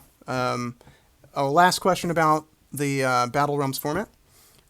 If you, we were speaking about in the pregame commentary that we kind of looked at the rosters and all of the people in this tournament kind of mostly have the same S tier characters that Esmond was speaking about earlier in their rosters. And barring those sorts of things, if you had to roll up another roster to do this again, are there any major changes you might think about making? Nah, probably not. To be honest, and I think even in normal format, you're going to see the same S tier characters. It's just now I have a position where I can put all of them in my roster. So, people are obviously going to move in normal rosters towards their preferred affiliation, but then they're going to stack their roster out with S tier characters anyway. So it doesn't really faze me with Battle Realms versus normal. I think you're going to see the same characters. Oh, I was sorry to clarify the question. What I was trying to ask is, assuming those best in slot characters will stay in your roster, would you make any changes around that space in the other characters or the other versions of your roster that you might be pursuing? Me personally, probably not. I was pretty happy, but I haven't played this roster enough to really explore and say a lot about it yet. So. Mm-hmm. Yeah, for sure. Personally, I wanted to play Cabal in this Battle Realms just to get more practice with Cabal. Mm-hmm. So I think I could have chosen and switched into Asgard. That may have been a stronger choice, but yeah, in terms of wanting to play Cabal, I would say the Battle Realms roster I have is the most optimal. Fair enough. So we've geared towards that as one of your possible affiliations, and that's what you're going for. So, again, excellent game. Guys, thank you for letting us watch and do the streaming, and good luck on your future games. Cheers, man. Thanks a lot, man. Thanks for streaming. Yeah, of course. And I just want to shout out Art. Yeah, thanks, Travis. Yeah. Big shout out to Art and Jacob together for. Thanks, guys. Yeah. Before we close out, anything else anyone wants to plug? Strike Better. Strike Better. Okay. Strike Better podcast. Go listen, everybody. Across the Bifrost. The usual. I'm assuming everyone who's watching has already found all of our content anyways. But yeah. Do not watch Roster Doctor. It's terrible. It's the worst. Cheers. All right. Okay. Well, with that, I'm gonna bounce. Yeah. See ya. Yeah, have a good day, everyone. All right, cheers, everybody. Thanks for stopping by if you were here for the stream and the chat and everything. And we will see you next time. Tune in for more Quote the Raven games and check out the playlist in the chat that was posted some time ago for other games from the Xavier Protocols Invitational Tournament. Thanks, everybody. Have a great day.